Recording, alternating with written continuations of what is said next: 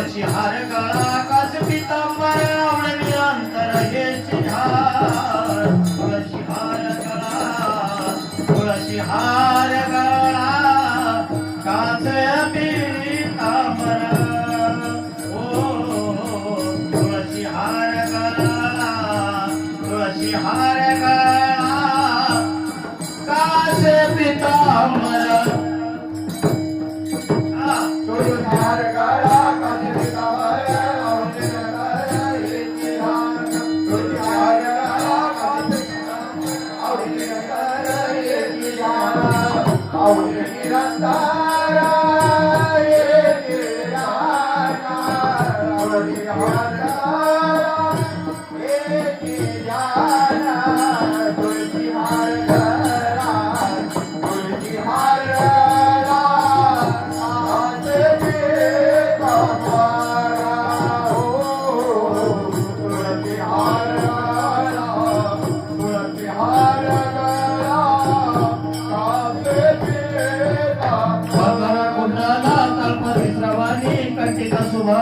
विराजिता मकर कुंडला तळपती श्रवणी कंटिका सुभानी विराजिता मकर कुंडला तळपती श्रवणी कंटिका सुभानी विराजिता तुळशी हार गळा तुळशी हार गळा कास पितांबरा हो तुळशी हार गळा तुळशी हार गळा कास पितांबर मकर कुंडाल तळपती श्रवणी कंटिका सुभानी विराजिता कंटिका सुभानी तुळशी हार गळा तुळशी हार गळा कास पितांबरा तुळशी हार गळा तुळशी हार गळा कास पितांबरा सर्व सुख पाहिला श्रीमुख आवडीने तुका म्हणे माझे सर्व सुख पाहिला श्रीमुख आवडीने तुका म्हणे माझे त्याची सर्व सुख पाहिला श्रीमुख आवडीने तुळशी हार गळा तुळशी हार गळा कास पितांबरा तुळशी हार गळा तुळशी हार गळा कास पितांबरा तुका म्हणे माझे सर्व सुख पाहिला श्रीमुख आवडीने तुका म्हणे माझे सर्व सुख पाहिला श्रीमुख आवडीने तुका म्हणे माझे सर्व सुख पाहिला श्रीमुख आवडीने तुळशी हार गळा तुळशी हार गळा कास पितांबरा तुळशी हार गळा तुळशी हार गळा कास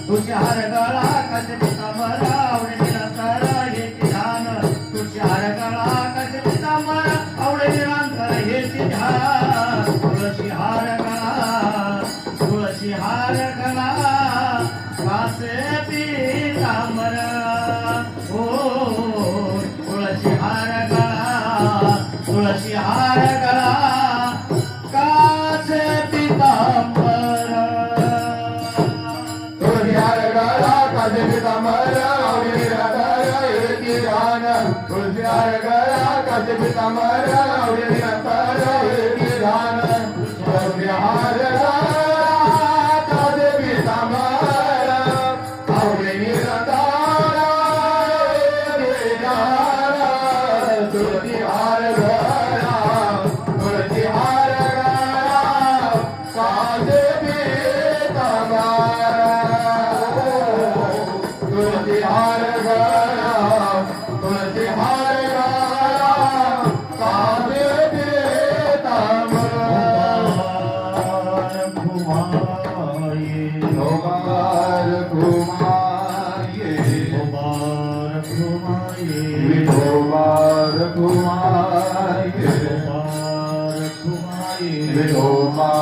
कुमार विठोबार कुमार विठोबार कुमार विठोबार कुमार विठोबार कुमार विठोबार कुमार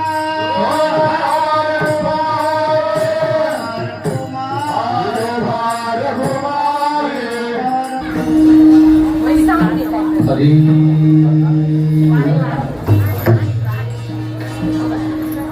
रामकृष्ण हरी जय जय राम कृष्ण हरी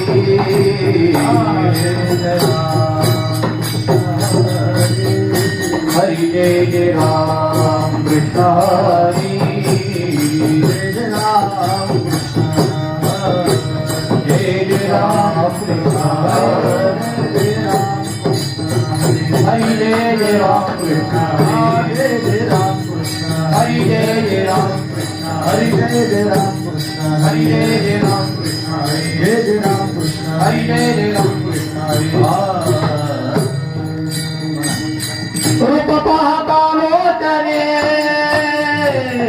सुख झाले हो साजनिया सुख झाले हो साजने सुख झाले हो साजने पाहता लोचने सुख झाले हो साजने सुख झाले हो साजने सुख झाले हो साजने तो विठ्ठला बरवा विठ्ठल बरवा विठ्ठला बरवा विठ्ठल विठ्ठला बरवा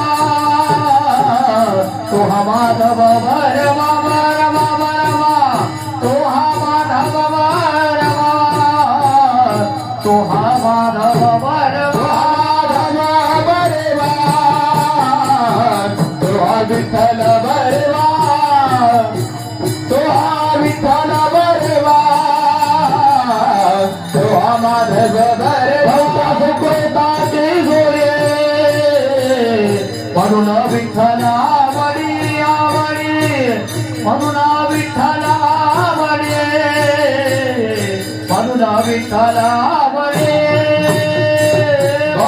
गुरुदाची बेडे म्हणून विठ्ठली आवडे म्हणून विठ्ठली आवडी म्हणून विठ्ठली विठ्ठला बरवा विठ्ठल विठ्ठल बरवा विठ्ठल विठ्ठल बरवा तो माधव बरवा तो विठ्ठल बरवा तो माधव बरवा विठ्ठल बरवा तो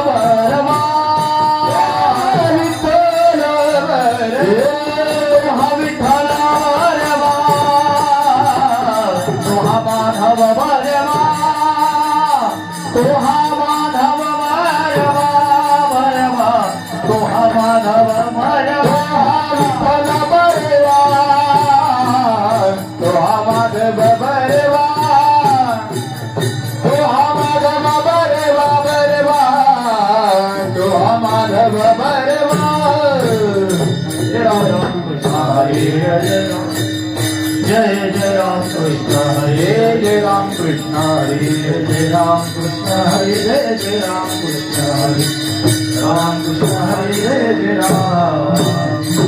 राम कृष्ण हरे जय राम कृष्ण हरे राम कृष्ण हरे जय राम जय राम जय राम हरे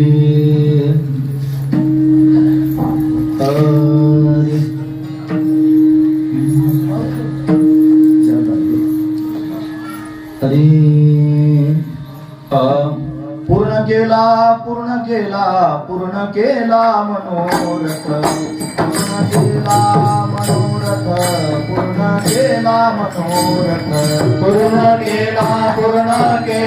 पूर्ण केला मनोरथ पूर्ण केला मनोरथ पूर्ण केला मनोरथ पूर्ण केला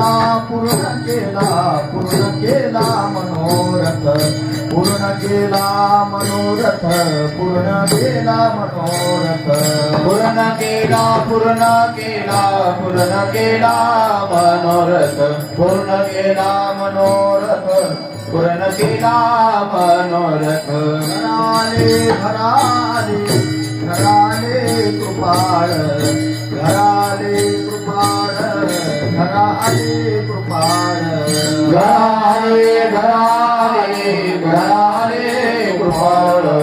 घराले कृपाळ घराले कृपाळ सांभाळिले अनाथा सांभाळिले अनाथा सांभाळिले अनाथा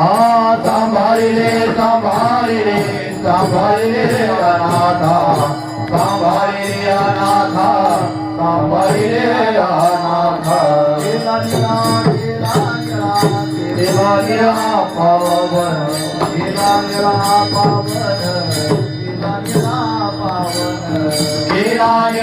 केला पावन केला पावन केला पावन हो केला पावन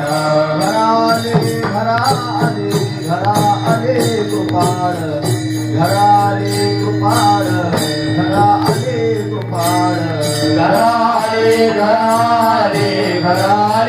कृपाळ घराले कृपाळ घराले कृपाळ विठोबार घुमाई विठोबार घुमाई विठोबार घुमाई विठोबार घुमाई विठोबार घुमाई विठोबार घुमाई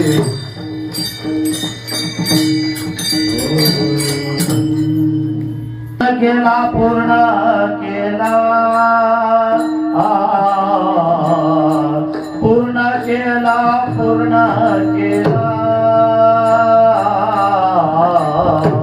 पूर्ण केला पूर्ण केला पूर्ण केला पूर्ण केला पूर्ण केला पूर्ण केला पूर्ण केला पूर्ण केला पूर्ण केला पूर्ण केला पूर्ण केला पूर्ण केला पूर्ण केला पूर्ण केला मनोरथ पूर्ण केला मनोरथ घराले घराले घराले घराले पूर्ण केला मनोरथ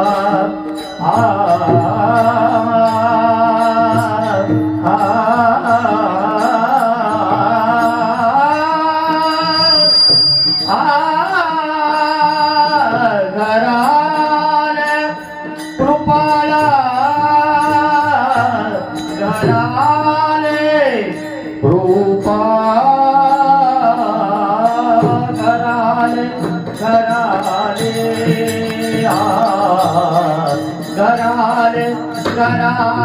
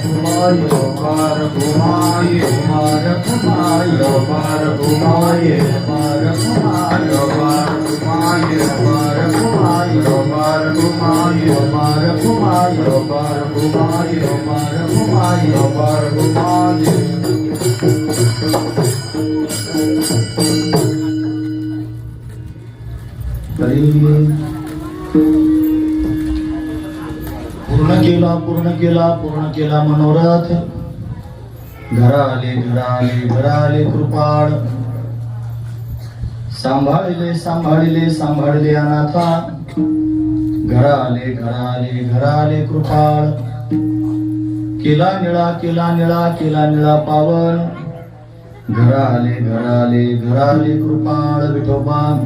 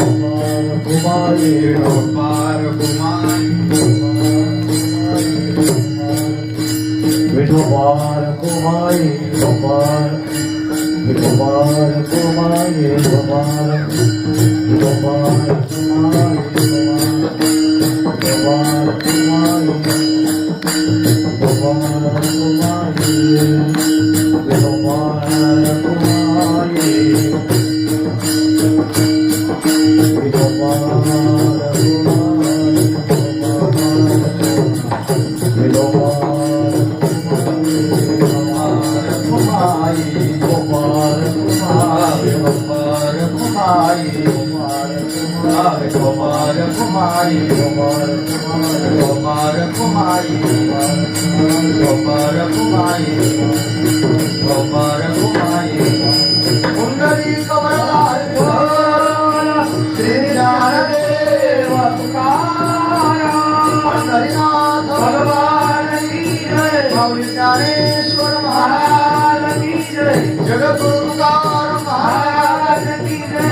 जगद्गुरु शंकराचार्य भगवान की जय, श्री सिद्धेश्वर भगवान की जय.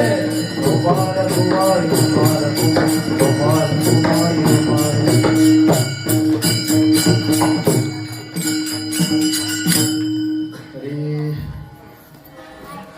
पूर्ण केला मनोरथ. घरा आले कृपाळ. प्रस्तुत प्रसंगी कीर्तन रूपी सेवेकरिता निवडलेला अभंग जगद्गुरु जगतवंदनीय सर्वांच्या अंतःकरणाचा अधिष्ठान असणारे माऊली तुकोबाराय यांचे एकनिष्ठ शिष्य श्री संत निळोबाराय यांचा 4 चरणांचा आणि आपले जे इष्ट आहे, जे आराध्य आहे आणि ते प्रसन्न होऊन आपल्याला भेटायला आल्यानंतर जी अवस्था अंतःकरणाची झालेली आहे त्याचं वर्णन करून सांगणार अशा पद्धतीचा अभंग आहे. या अभंगामध्ये श्री संत निळोबाराय आपल्याला काय प्रतिपादन करून सांगतात तत्पूर्वी आपण एकदा संतांना नमन करू. हे श्री संतांची माथा चरणावरी, संतांची माथा चरणावरी, संतांची माथा चरणावरी, संतांची माथा चरणावरी. साष्टांग हे करी दंडवत, साष्टांग हे करी दंडवत, साष्टांग हे करी दंडवत. श्री क्रांती पवन संभाळावत रे, संभाळावत रे, क्रांती पवन संभाळावत रे. अंतरी प्रेम सुख, अंतरी प्रेम सुख, अंतरी प्रेम सुख. वचनायिका कमलापती, वचनायिका कमलापती, ऐका कमलापती, वचनायिका कमलापती. माझी रंगा जीविताती, माझी रंगा जीविताती. कर जोडी तो कथिकारी, आपण जवळी. माझी रंगा जीविताती, माझी रंगा जीविताती. कर जोडी तो कथिकारी, आपण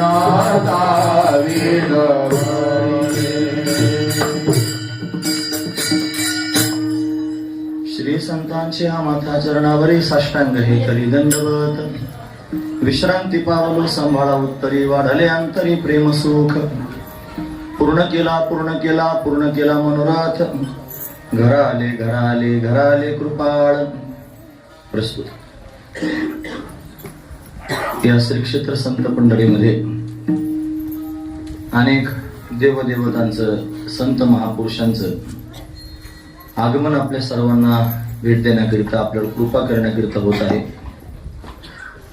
प्रत्येक वेळी ज्या देवतेची आपण या ठिकाणी आणि मूर्ती आणतो त्यावेळेला हाच अभंग चिंतनाकरिता घ्यायचा आहे असं आपलं ठरलेलं आहे, म्हणजे माझं ठरलेलं आहे. इतरांना वाटत असेल की आता शंकराचं वर्णन करणारा अभंग असायला हवा होता. अभंग ज्यांचा आहे ते श्री संत निळोबाराय आहे. सगळ्यांना माहिती आहे की तुकोबाराय वैकुंठाहून आले आणि म्हणून निळोबारायने अभंगाची रचना केली. पूर्ण केला मनोरथ. घरा आले कृपाळ हे त्यांना सांगायचंय.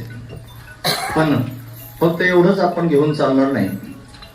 श्री संत निळोबारायांनी कदाचित हा अभंग आणि पांडुरंग परमात्मा ज्यावेळेला त्यांना विठ्ठलवाडीमध्ये भेटला, तिथून पालखीत घालून पिंपणेर पर्यंत देवाला आणलं, त्यावेळेला हा अभंग घेतला असू शकतो. याच्यात काही संतांचंच वर्णन नाही असं नाही. किंवा श्री संत निळोबाराय हे रामलिंगाचे उपासक आहेत, म्हणजे भगवान शंकराचे उपासक आहेत. ते पारनेर क्षेत्रामध्ये राहिले. तिथं अनेक वर्ष त्यांनी नागेश्वराची सेवा केली, म्हणजे महादेवाची उपासना केली.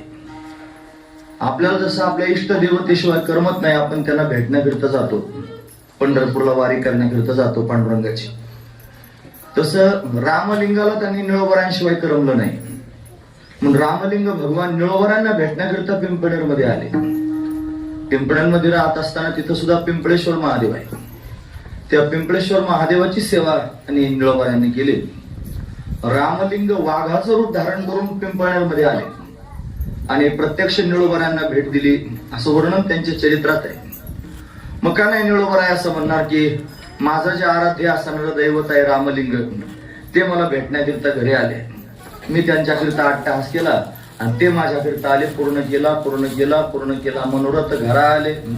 असं कुठेही अभंग आपण लावू शकतो. त्याच्या आधीच मी पहिलं वाक्य आपल्या समोर सांगितलं की मतितार्थ एवढाच आहे की निळोबरायांना भेटण्याकरिता तुकोबराय आले आणि म्हणून तुकोबरायांकरताच हा अभंग निळोबरायांनी अशा पद्धतीने रचना केलेला आहे. पण तरी हा अभंग या अनेक ठिकाणी आपण अशा पद्धतीने लावू शकतो. म्हणून आपल्या या संत पंढरीमध्ये जसे आपण माऊली महावैष्णव भगवान ज्ञानोबरायांची त्यांनी महाराज मूर्ती आणली आणि अतिशय थाटामाटात सर्व ग्रामस्थांनी आणि सर्वच त्यांनी संत पंढरीच्या भक्तांनी ज्ञानोबरायांचं स्वागत केलं. त्यानंतर त्यांनी भगवान विठ्ठल रुक्मिणी मातेला आपण कार्तिक एकादशीच्या वेळेला आणि पंढरपुराहून इथपर्यंत आणलं. म्हणून मोठा आनंदाचा सोहळा कार्तिकीच्या वेळेला आपण सर्वांनी संपन्न केला. तसं आज महाशिवरात्री आहे आणि या महाशिवरात्रीच्या पर्वणीवरती आणि भगवान सिद्धेश्वर, नंदी आणि भगवती जगदंबा पार्वती माता हे सर्वच या स्थानावर अशा पद्धतीने आलेले आहेत.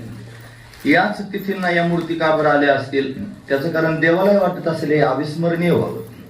त्याचं कुठेतरी पुस्तक लिहिलं जाईल आणि त्या पुस्तकात कोणत्या तिथीला कोणत्या मूर्ती आल्या आणि त्या मूर्तींची कोणत्या तिथीला स्थापना केली गेली हा सगळा त्यांनी उल्लेख केला जाईल त्या पुस्तकांमधून.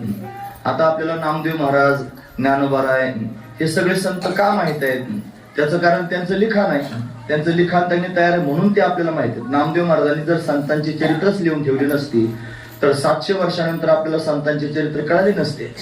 म्हणून त्यांनी लिखापडी केली म्हणून आपल्याला ते माहित आहे. तशी संत पंढरी कशी निर्माण झाली, हिची सुरुवात कुठून झाली, हे निर्माण करण्याकरिता काय काय त्यांनी करावं लागलं या सगळ्या गोष्टींचा उल्लेख एका संत पंढरीच्या पुस्तकात त्यांनी केला जाईल. इथून जी दिंडी आपण त्यांनी घेऊन गेलो पहिल्यांदा पायी वारी अशा पद्धतीने नेली. त्यातले टाळकरी कोण होते, त्यातले झेंडेकरी कोण होते, त्यातले विणेकरी कोण होते, त्यातले नियोजक कोण होते, या सगळ्या गोष्टी नमूद केलेल्या आहेत आणि ते सगळेचे सगळं त्याच्यामध्ये त्या ग्रंथात आपल्याला प्रत्यक्ष पाहायला भेटेल. पण अतिशय सुंदर असणारी ही आजची पर्वणी आहे. खरं तर आज फक्त आपण सिद्धेश्वराचं स्वागत करणार होतो आणि मिरवणूक करून त्यांनी इथं आणून आणि 2 मिनिटं त्यांनी अशा पद्धतीने बोलून समारोप करणार होतो. त्याचं कारण असं आहे की परमपूजनीय, आदरणीय, प्रातस्मरणीय संत चरणराज गुरुवर्य छगन बाबा थोडे आजारी आहेत, ऍडमिट आहेत पुण्याला. बाबा ऍडमिट आहेत आणि आपण सोहळे करायचे माझ्या मनाला बरं वाटलं नाही. मी महाराजांना म्हणलं की आपण नाही करायचं कार्यक्रम, कीर्तन करायचं नाही. न करण्याचं कारण फक्त बाबा आजारी आहेत म्हणून. पण नंतर त्यांनी महाराज असं झालं की आता गडावर त्यांनी बाबा बोलतच नव्हते, कोणाशी खात पितही नव्हते, अशी अवस्था होती. पुण्याला गेल्यानंतर बाबा चांगले बोलायला लागले, एकदम खुश आहेत, प्रसन्न आहेत. तिथले जे त्यांनी मंडळी बाबांच्या बरोबर ते सांगतात की बाबा त्यांनी आमच्यावर फार विनोदाने बोलतात, फार त्यांनी सगळ्यांची मस्करी करतात. मग एवढं जर फ्रेश वातावरण आहे बाबांच्या मनाचं, मग आपण का बरं त्यांनी अशा पद्धतीने माघार घ्यावी. आपण या सिद्धेश्वराचं त्यांनी अशा पद्धतीने आगमन झालेले त्याचं स्वागत करावं आणि त्या सिद्धेश्वरालाच प्रार्थना करावी की बाबा आमच्या बाबांना लवकरात लवकर त्यांनी बरं कर आणि पूर्वीसारखं त्यांनी कीर्तन करण्यासारखे बाबा झाले पाहिजेत, अशी अवस्था बाबांची तयार होऊ दे, अशी मागणी आपण सिद्धेश्वराकडे करू शकतो. आणि म्हणून बाबांची प्रकृती चांगली असल्या कारणाने कीर्तन करण्याचा हा निर्णय आपण या ठिकाणी केलेला आहे. आज सिद्धेश्वर भगवान या ठिकाणी आलेले आहे. सिद्धेश्वराचं मंदिर आधीच तयार आहे महाराज. म्हणजे इथं त्यांनी महाराज संत पंढरीमध्ये सगळ्यात आधी माऊलींचं मंदिर तयार झालं, त्याच्यानंतर सिद्धेश्वराचं मंदिर तयार झालं, पांडुरंगाचं मंदिर, शंकराचार्यांचं मंदिर नंतर झालं. ही मंदिर सगळ्यात आधी झाली. का आधी झाली असतील माहित नाही. आणि पुन्हा सगळ्यात आधी त्यांनी महाराज माऊलींचीच मूर्ती आपल्याकडे आली. म्हणजे ते त्यांनी महाराज अजून वेळ आहे सगळ्या गोष्टींना, तरी सुद्धा त्यांनी माऊलींचीच मूर्ती आधी आली. कदाचित माऊलींनाच बेंगोजी बाबांना भेटण्याची ओढ लागली असेल, कारण हे क्षेत्र त्यांनी महाराज सामान्य क्षेत्र नाही, याला सामान्य समजू नका. ही भूमी त्यांनी प्रत्यक्ष परमात्म्याच्या प्राकट्याची भूमी आहे. इथं संत मायबापांची असणारी भूमी आहे. पंढरीचे असणारे 2 वारकरी बेंगोजी बाबा आणि कान्होबा महाराज ज्यांनी जिवंत समाधी या क्षेत्रामध्ये त्यांनी घेतलेले आहेत. म्हणून विश्वाचं जीवनसूत्र असणारा परमात्मा त्याला सुद्धा या क्षेत्राविषयीची ओढ लागलेली आहे. मग तो परमात्मा स्वतःच या दिशेनं धाव घेतोय. मग देव जिथं धाव घेतो तिथं संत आपोआपच धाव घेणार आहे. म्हणून त्यांनी ज्ञानोबराय प्रत्यक्ष या ठिकाणी आलेले आहेत. भगवान शंकर त्यांनी उपस्थित झालेले आहेत. आपण संतेश्वर महादेवाची आधी स्थापना तिथे केलेली आहे. शंकराचार्य जयंतीची पर्वणी साधून एक 4-5 वर्षापूर्वी आपण आणि अशा पद्धतीने संतेश्वराची स्थापना या ठिकाणी चल प्रतिष्ठा केली. आता आपण सिद्धेश्वर भगवंताचं त्याने स्वागत करतो आहोत. खरं तर भगवान सिद्धेश्वर हे अलंकापुरामध्ये त्याने वास्तव्य करतात. अलंकापुरात भगवान सिद्धेश्वर का आले, कसे आले याचं कारण जर त्याने कोणी विचारलं तर नंदीवर बसून भगवान शिव आणि पार्वती आणि ज्या वेळेला प्रवास करत होते त्यावेळेला त्यांनी अलंकापूर क्षेत्र ते पाहिलं आणि पाहिल्यानंतर भगवान शंकर नंदीवरून खाली उतरले आणि उतरल्यानंतर जटा मोकळ्या सोडल्या आणि त्या क्षेत्रामध्ये भगवान शंकर लोळण घ्यायला लागले. भगवती पार्वतीने विचारलं की देवा तुम्ही इथं लोळण का घेता, का बरं या भूमीवर तुम्ही लोळण घेता. आणि मग भगवान शंकरानं सांगायला सुरुवात केली ही भूमी सामान्य नाही, जगाचा मालक अनंत कोटी ब्रह्मांडाचा नायक असणारा महाविष्णू आणि तो महाविष्णू परमात्मा ज्ञानोबरायांच्या रूपाने प्रगट अशा पद्धतीनं होतो आणि दिव्य असणारं कार्य करून या क्षेत्रावरती अशा पद्धतीने समाधिस्तो. अशा अनेक समाध्या ज्ञानोबरायांच्या त्याच जागेवर झालेल्या युगानुयुगे म्हणून त्यांनी महाराज अशा पद्धतीने हे ज्ञानोबरायांच्या समाधीचं स्थान आहे हे भगवान शंकराला माहिती आहे. म्हणून भगवान शंकराने महाविष्णूच्या त्या समाधी स्थानावरती आणि स्वतःच लोळण घ्यायचं ठरवलं. म्हणून भगवान शंकर त्यांनी अशा पद्धतीने लोळण घेतात. तो परमात्मा तिथं त्यांनी अशा पद्धतीने स्थिर झाला. नंतर अनेक सिद्ध त्यांनी जमा झाले. 84 सिद्धांचा सिद्ध भेटी मेळा असं आपण म्हणतो. म्हणून त्यांनी हा सुख सोहळा फार दुर्लभ आहे, मला स्वर्गात सुद्धा अशा पद्धतीने प्राप्त होत नाही. म्हणून तो सिद्धेश्वर भगवान त्या ठिकाणी विराजमान झालेला आहे. कोणाकरिता विराजमान झाला असेल तर माऊली महाविष्णू भगवान ज्ञानोबरांकरिता विराजमान झाला. म्हणून माऊलीनं सुद्धा सगळं कार्य आटोपल्यानंतर आणि सिद्धेश्वराच्या समोर असणारा जो नंदी आहे त्या नंदीच्या खालूनच अशा पद्धतीनं गुहेमध्ये प्रवेश केला. आपण ती प्रतिकृती या ठिकाणी केलेली आहे. आपलं काय बाकीच्या सगळ्या गोष्टी करून कोणाला हिनवायचं नाही किंवा बाकीच्या सगळ्या प्रौढी त्यांनी गाजवायची नाही. हे का केलं असेल, सगळ्याच लोकांना ज्ञानोबरांना भेटायला जाता येत नाही. इथं त्यांनी तळघर केलेलं आहे म्हणजे काय उठसूट सगळे लोक तळघरात जातील असा अर्थ लावायचा नाही. ते पण बंद केलं जाईल, त्याला एक छोटीशी खिडकी केली जाईल जेणेकरून एखाद्या पर्वणीवर सगळ्या लोकांना ज्ञानोबरायांचं खाली दर्शन अशा पद्धतीने प्राप्त होईल. म्हणजे मूर्ती आपण आली ती तळघरात अशा पद्धतीने ठेवायची आहे. ती मुख्य असणारी मूर्ती या स्थानावरची अशा पद्धतीने असणार आहे. म्हणून त्या मूर्तीच्या समोर त्यांनी जिथून त्यांनी ज्ञानोबरायांनी प्रवेश केला तो असणारा नंदी आणि त्या नंदीच्या समोर असणारे सिद्धेश्वर भगवान ते प्रत्यक्ष क्षेत्र आपल्याला या ठिकाणी पाहायला मिळत आहे. म्हणून नंदी महाराजांचं पण आगमन झालेलं आहे. त्याच्यानंतर भगवान शंकराचं सिद्धेश्वराचं आगमन झालेलं आहे आणि भगवती जगदंबेचं पण आगमन या ठिकाणी झालेलं आहे. हा परिवार आहे मला शिव परिवार. गणपती बाप्पा पण अशा पद्धतीने येतील. म्हणून या सगळ्या देवतांचं आगमन आज या ठिकाणी झालेलं आहे. पण आपलं सौभाग्य आहे आपण कालपर्यंत त्यांनी महाराज देवाच्या आगमनाकरिता सोहळा केला होता. आज आपण सोहळा करतो आहोत हा महादेवाच्या आगमनाकरिता सोहळा करत आहोत. भगवान पांडुरंग परमात्मा त्यांनी सगळ्या जगाचा मालक आहे, तो सगळ्यांचा देव आहे. पण त्याच्या मस्तकावर जर उचकून पाहिला हा मुकुट काढल्यानंतर तर त्याच्यावर महादेवाची पिंड त्यानं धारण केलेली आहे. का बरं महादेवाची पिंड त्यानं धारण केली असेल, ते महादेव सगळ्या देवांचे देव आहेत महाराज. म्हणून ते त्यांनी महाराज महादेव म्हणवले जातात. पण त्या महादेवाला मस्तकावर अशा पद्धतीने धारण केलं म्हणजे ते महादेव त्यांनी भगवान पांडुरंगाला भेटण्याकरिता येतात. ते भक्त झालेले आहेत. त्रिशूळ डमरू घेऊन आला गिरिजेचा कांत असं आपण म्हणतो. हातामध्ये त्रिशूळ घेऊन डमरू घेऊन गिरिजेचा कांत वारी करण्याकरिता नंदीवर बसून त्यांनी भगवान शंकर आले. मग त्या पार्वतीबाई अशा पद्धतीने थकल्या मागे थांबल्या, गणपती बाप्पा थकले मागे थांबले, नंदी थकला मागे थांबला. भगवान शंकर त्यांनी प्रत्यक्ष समोर आले आणि मग पांडुरंगाने त्यांना पाहिलं विटेवरून भगवान खाली उतरले. घाई भगवान शंकराला आलिंगन दिलं. काय करू असं त्यांनी झालं, उचलून मस्तकावर अशा पद्धतीने धारण केलं. म्हणून मस्तकावर धारण केलेलं आहे भगवान शंकराला. पण ते महादेव आहेत. म्हणून आजपर्यंत आपण देवाचं आगमन झाल्याचा सोहळा त्यांनी संपन्न केला. आज आपण महादेवाच्या आगमनाचा सोहळा या ठिकाणी संपन्न करत आहोत. जे निळोबर आहे आणि आपल्याला या अभंगाच्या माध्यमातून वर्णन करून सांगतात ते निळोबर आहे महादेवाचेच कट्टर असणारे भक्त आहेत. ज्यावेळी निळोबरायांचा छळ झाला रामलिंगामध्ये त्यावेळेला सर्वस्व सोडून निळोबराय अशा पद्धतीनं पारनेर क्षेत्रामध्ये आले आणि पारनेर क्षेत्रामध्ये सुद्धा अनेक महादेवाचे ठिकाण आहेत. तिथं सुद्धा त्यांनी महाराज प्रत्यक्ष गावामध्ये नागेश्वर महादेवाचं मंदिर पाहायला मिळतं. तिथं जवळ त्यांनी संगमेश्वर महादेव आहे. तिथं त्यांनी महाराज सिद्धेश्वर महादेव आहे. तिथं 12 ज्योतिर्लिंग त्या परिसरामध्ये आहेत. तिथं मनकर्णिका नदी प्रत्यक्ष वाहते. त्याला प्रतिकाशी असं म्हणलं जातं. पाराशर ऋषींचं असणारं ते स्थान आहे. म्हणून शंकराची भक्ती अंतकरणात असल्या कारणाने आणि नागेश्वराची सेवा निळोबरायांनी अशा पद्धतीने केली आणि सेवा करत त्यांनी कृतार्थ आहेत. भगवती जगदंबेची सेवा करतात असं त्यांच्या चरित्रात उल्लेख नाही, पण सांगितलं जातं की जेवायला बसले निळोबराय की 2 ताटं तयार केले जात होते. एक ताट भगवती पद्मावती करता तयार केलं जात होतं आणि भगवती पद्मावती त्यांच्या समोर जो आड आहे त्याच्यातून प्रत्यक्ष प्रगट होत होती आणि निळोबरायांच्या ताटात अशा पद्धतीने शेजारी ताट लावून जेवण करण्याकरिता बसत होते. असं बाल रूपामध्ये भगवती प्रत्यक्ष प्रगट होत होती. म्हणजे निळोबराय हे शिव पार्वतीचे निस्सीम असणारे भक्त आहेत. म्हणून आज आपण हा अभंग भगवान शंकराकडे निळोबरायांच्या शब्दात लावणार आहोत. हा महत्वाचा विचार. या संत पंढरीमध्ये अनेक जसे देव त्यांनी आलेले त्याच्यात 12 ज्योतिर्लिंग सुद्धा त्यांनी स्थापन केले जाणार आहेत. भगवान शंकराचं पीठ या ठिकाणी होणार आहे.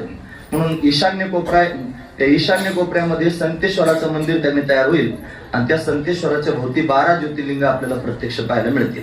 म्हणून हे सिद्धेश्वराचं मंदिर ज्ञानोबरांकडे आपण इथं आल्यानंतर सगळ्या लोकांना आळंदीत आल्यासारखं वाटावं.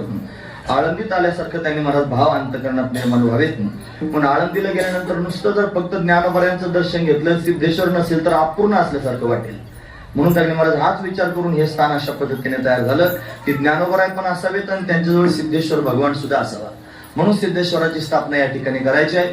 कर्म धर्म संयोगाने त्यांनी महाराज मंदिर तयार झालं, पण आता मूर्ती कशी आणायची, कोण मूर्ती देणार आहे हा मुद्दाच उपस्थित होता. मग आदरणीय श्री प्रेमानंद शास्त्री म्हणजे आपले अण्णा त्यांनी मनावर घेतलं, त्यांच्या परिवाराने मनावर घेतलं की सिद्धेश्वराची त्यांनी पिंड आपण द्यायची, तो नंदी पण आपण द्यायचा. म्हणून त्यांनी त्यांचा हा दिलेला जो शब्द आहे आणि तो पूर्ण करण्याकरिता 8 तास केला.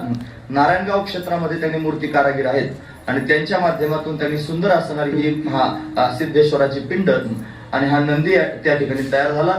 भगवती पार्वतीची मूर्ती तयार झाली आणि ती मूर्ती आज मोठ्या थाटामाटात कालपासूनच ही मंडळी त्यांनी मूर्ती घेऊन निघालेली आहे. हिवरे बाजारमध्ये अशा पद्धतीने आले. आम्ही सकाळचं कीर्तन निफाडलं होतं. ते कीर्तन करून अशा पद्धतीने तिथं त्यांच्या मिरवणुकीच्या स्थानावरती येऊन पोहोचलो आणि फार आनंदाने आपण भगवान सिद्धेश्वराला इथपर्यंत आणलेला आहे. आज मोठा आनंदाचा दिवस आहे, आनंदाचा सोहळा आहे आणि प्रत्यक्ष महादेव आपल्या घरी त्यांनी आलेले आहेत आणि आपल्या सगळ्यांचा मनोरथ त्यांनी अशा पद्धतीने पूर्ण झालेला आहे. पण निळोबरायांच्या शब्दात त्यांनी आपल्या भावना आपण व्यक्त करू. पूर्ण केला पूर्ण केला पूर्ण केला मनोरथ पूर्ण केला पूर्ण केला पूर्ण केला मनोरथ पूर्ण केला केला मनोरथ पूर्ण केला पूर्ण केला मनोरथ पूर्ण केला मनोरथ पूर्ण केला मनोरथ घराले घराले घराले भूपाळ घराले घराले घराले भूपाळ पूर्ण केला मनोरथ पूर्ण केला मनोरथ घराले घराले घराले घराले घराले घराले घराले घराले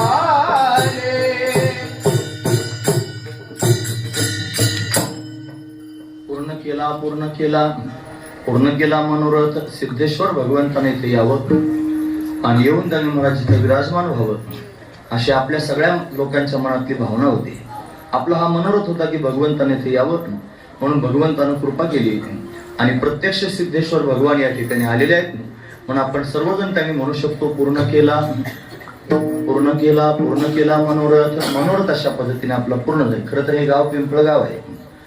या पिंपळगावाचं नाव पिंपळगाव पडण्याचं कारण इथं महादेव आहे आणि तो महादेव त्यांनी महाराज पिंपळेश्वर महादेव आहे. त्या पिंपळेश्वराच्या नावावरून गावाचं नाव त्यांनी पिंपळगाव, जसं पिंपळनेर हे नाव त्यांनी पिंपळेश्वर महादेवावरून पडलं तसं पिंपळगाव हे नाव सुद्धा पिंपळेश्वर महादेवावरून त्यांनी पडलेलं आहे.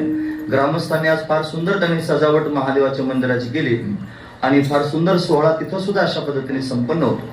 हे महादेवाचंच असणारं स्थान आहे. म्हणून त्यांनी इथं प्रत्यक्ष महादेवाला याच्यात काय नवल आहे, इथं सगळ्याच देवदेवता त्यांनी येणार आहेत, त्यांना आपल्या सर्वांना त्यांनी उपकृत करणार आहे. आणि आपण सर्वांचा जो मनोरथ आहे की भगवंताने यावं, तो भगवान या ठिकाणी आलेला आहे आणि आपल्या सर्वांचा मनोरथ या ठिकाणी पूर्ण झालेला आहे. पूर्ण केला मनोरथ.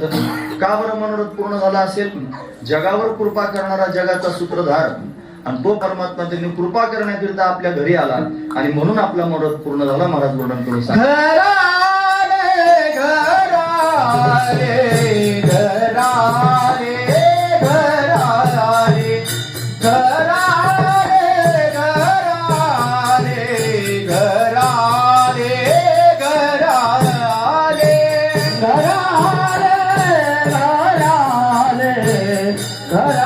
घराले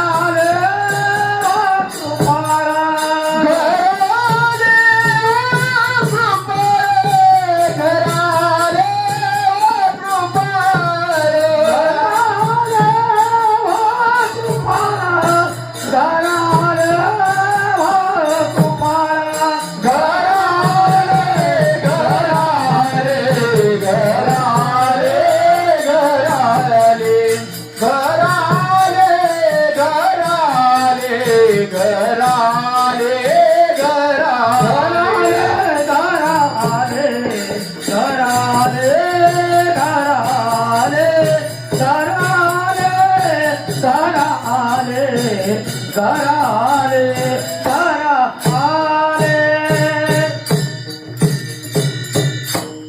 घराले तीनदा म्हणले पूर्ण केला मनोरथ. मनोरथ पूर्ण केला. खर तर कोणी मान्य करो न करो, मान्य न करणाऱ्या लोकांना मला प्रश्न विचारायचा.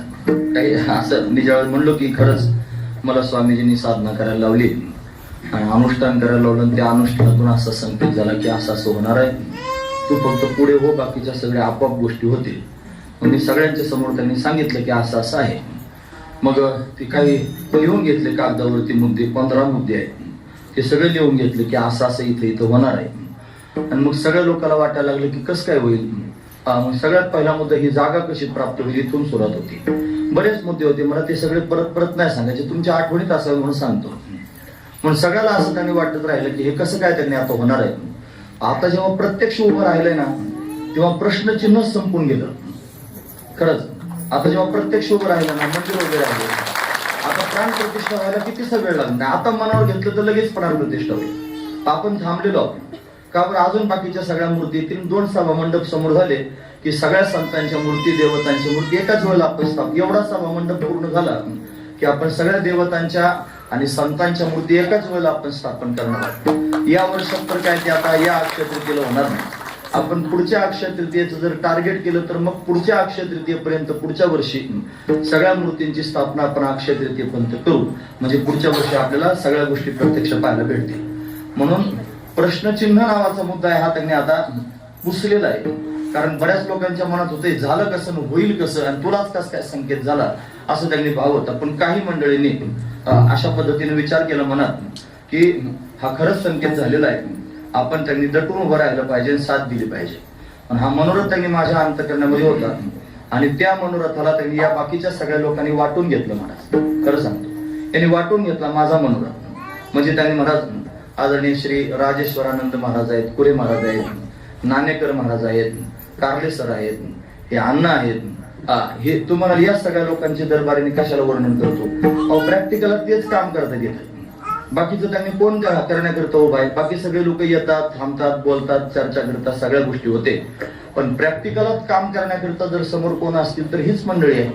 तिथे यांना काय काय काम करावं लागतं तुम्हाला काय माहिती. ती आई त्यांनी तिथे अशा पद्धतीने स्वयंपाक घरामध्ये उभी असते, तिला मदत करणाऱ्या गावातल्या अनेक महिला, शेजारच्या गावातून अनेक महिला इथे येतात. इथं प्रत्यक्षात काम केलं जातं ते कोणाला दिसत नाही. म्हणून त्यांचं वर्णन केलं पाहिजे ना, ज्यांनी हे काम केलं त्यांचं वर्णन केलं पाहिजे. म्हणून त्यांनी हा मनोरथ वाटून घेतला. त्यांनी सगळ्यांनी अशा पद्धतीने वाटून घेतलं. हा आता माझा एकट्याचा मनोरथ राहिला नाही, हा सगळ्यांचाच मनोरथ झाला.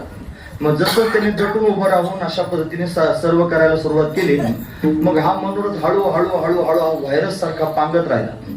मग एका मनात घुसला महाराज. मग सगळ्या ग्रामस्थांच्या मनात घुसला, पंचकृषीच्या मनात घुसला, सगळ्या परिवाराच्या मनामध्ये घुसला.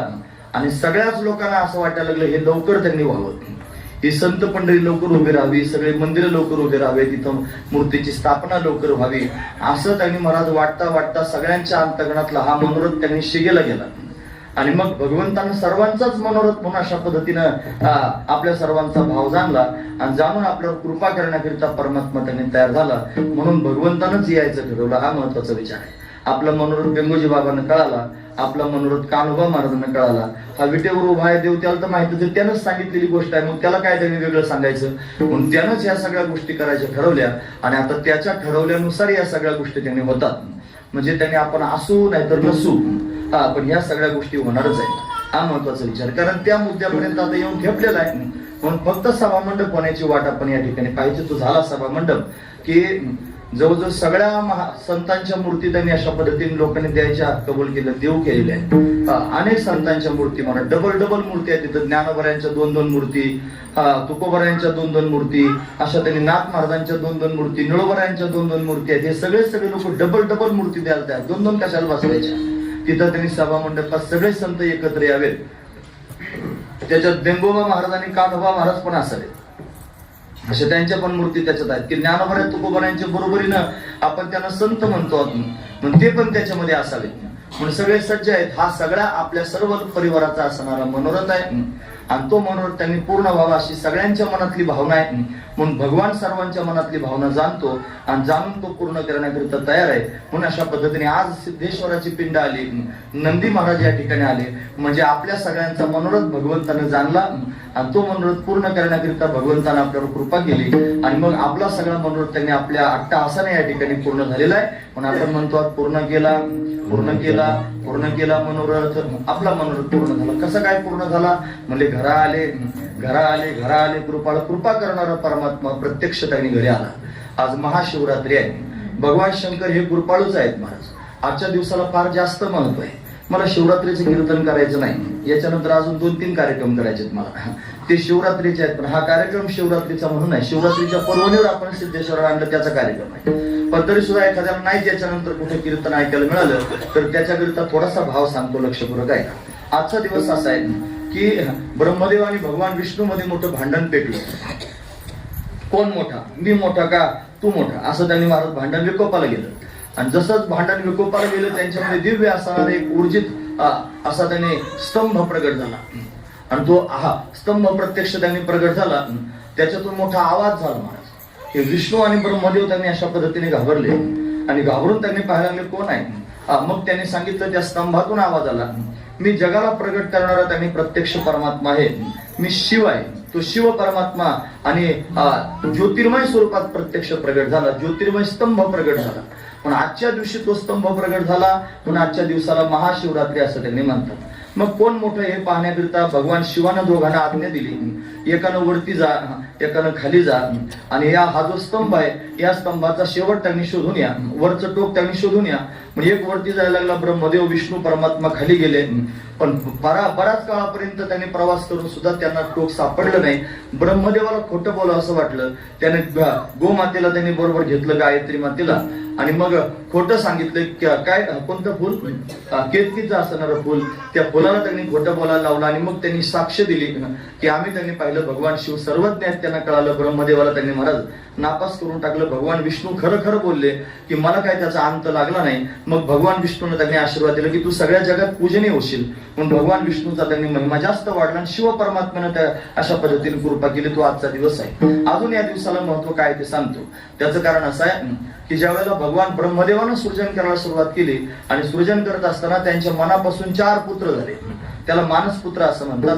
सनक, सनंदन, सनातन आणि सुजात हे 4 त्यांनी महाराज पुत्र आहेत. त्यांना पाहिलं आणि ब्रह्मदेवानं आज्ञा दिली आता तुम्ही सृष्टीचं सृजन करा.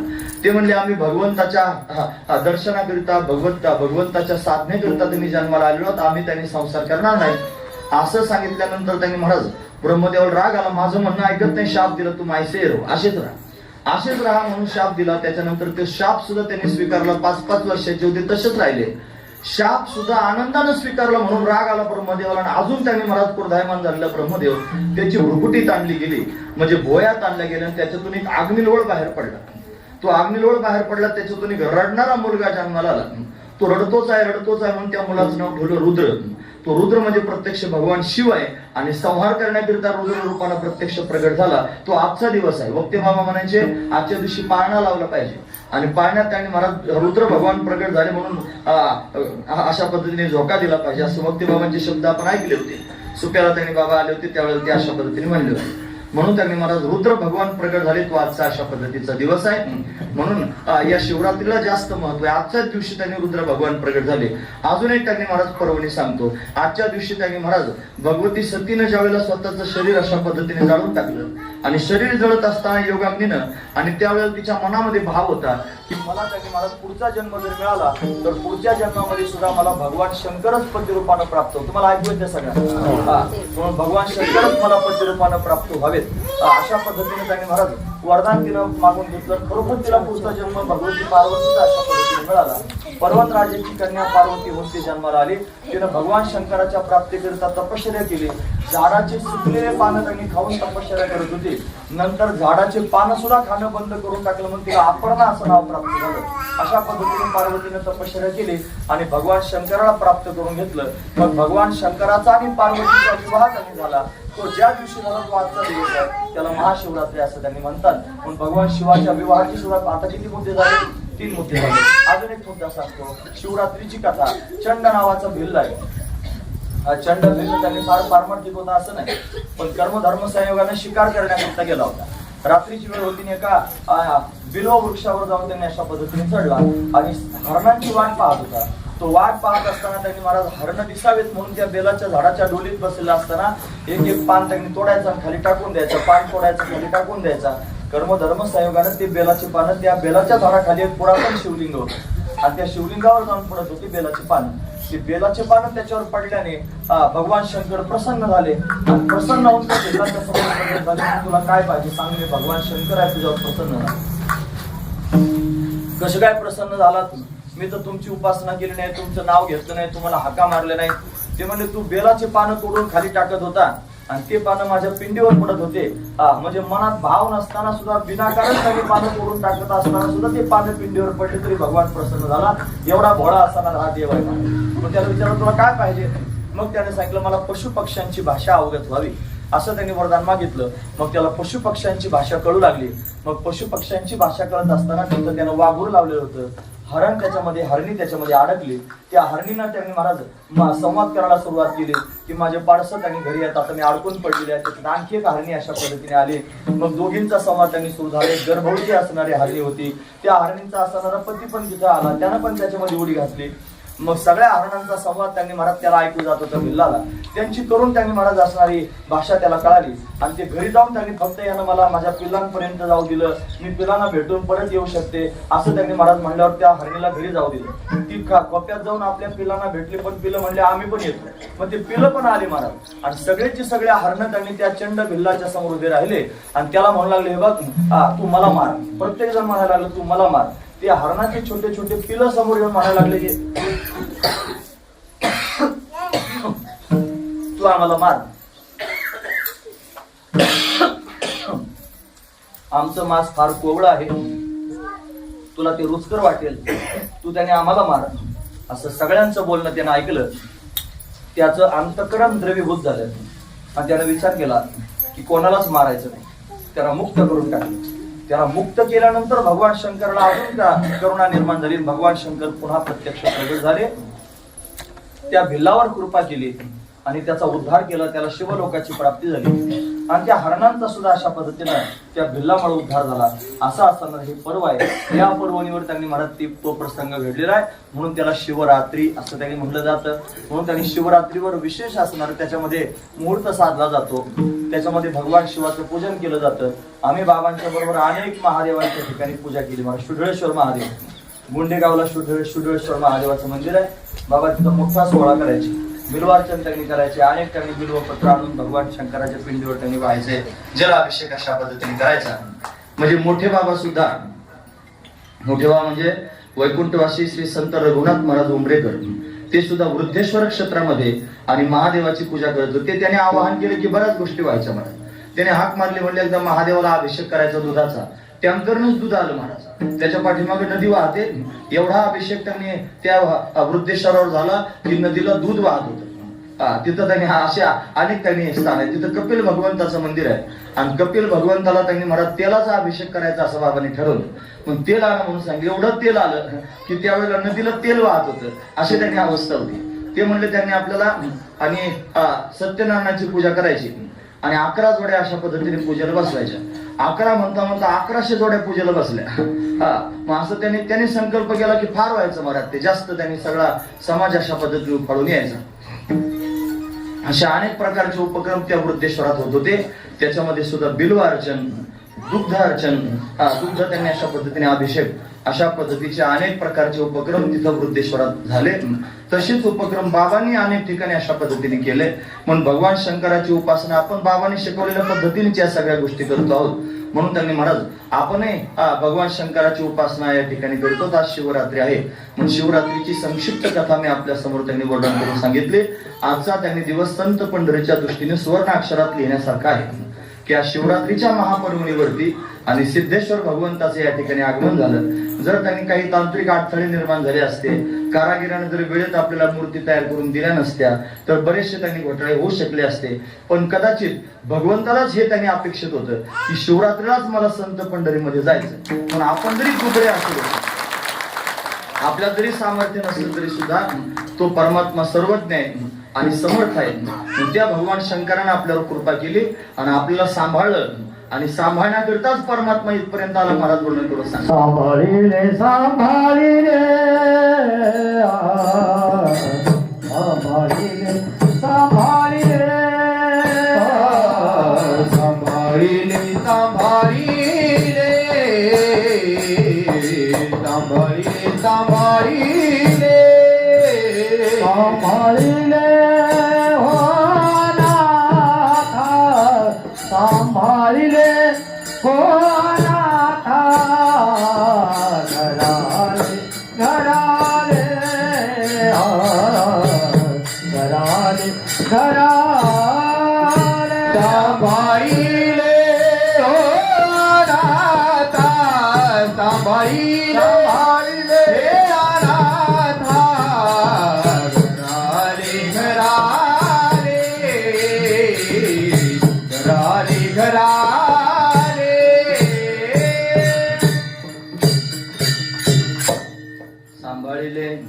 सांभाळिले सांभाळिले अनाथा.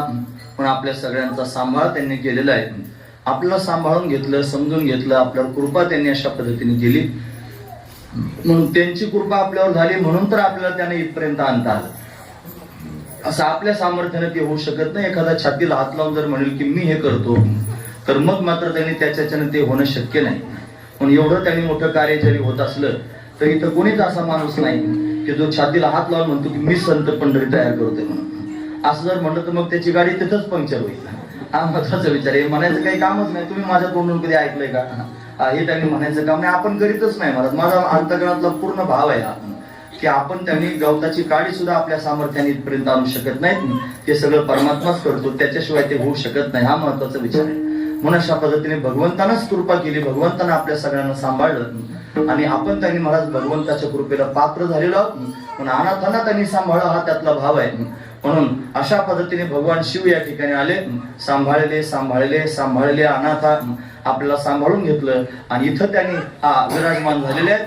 त्यांच्या येण्यानं, त्यांच्या कृपेनं आपलं जीवन त्यांनी अशा पद्धतीने पूर्णत्वाला गेलं म्हणायचं. ते पावन झालेलं आहे. निळोबऱ्या सुद्धा त्यांनी मराठी पावनता वर्णन म्हणून सांगतात. निळा केला निळा केला निळा केला निळा केला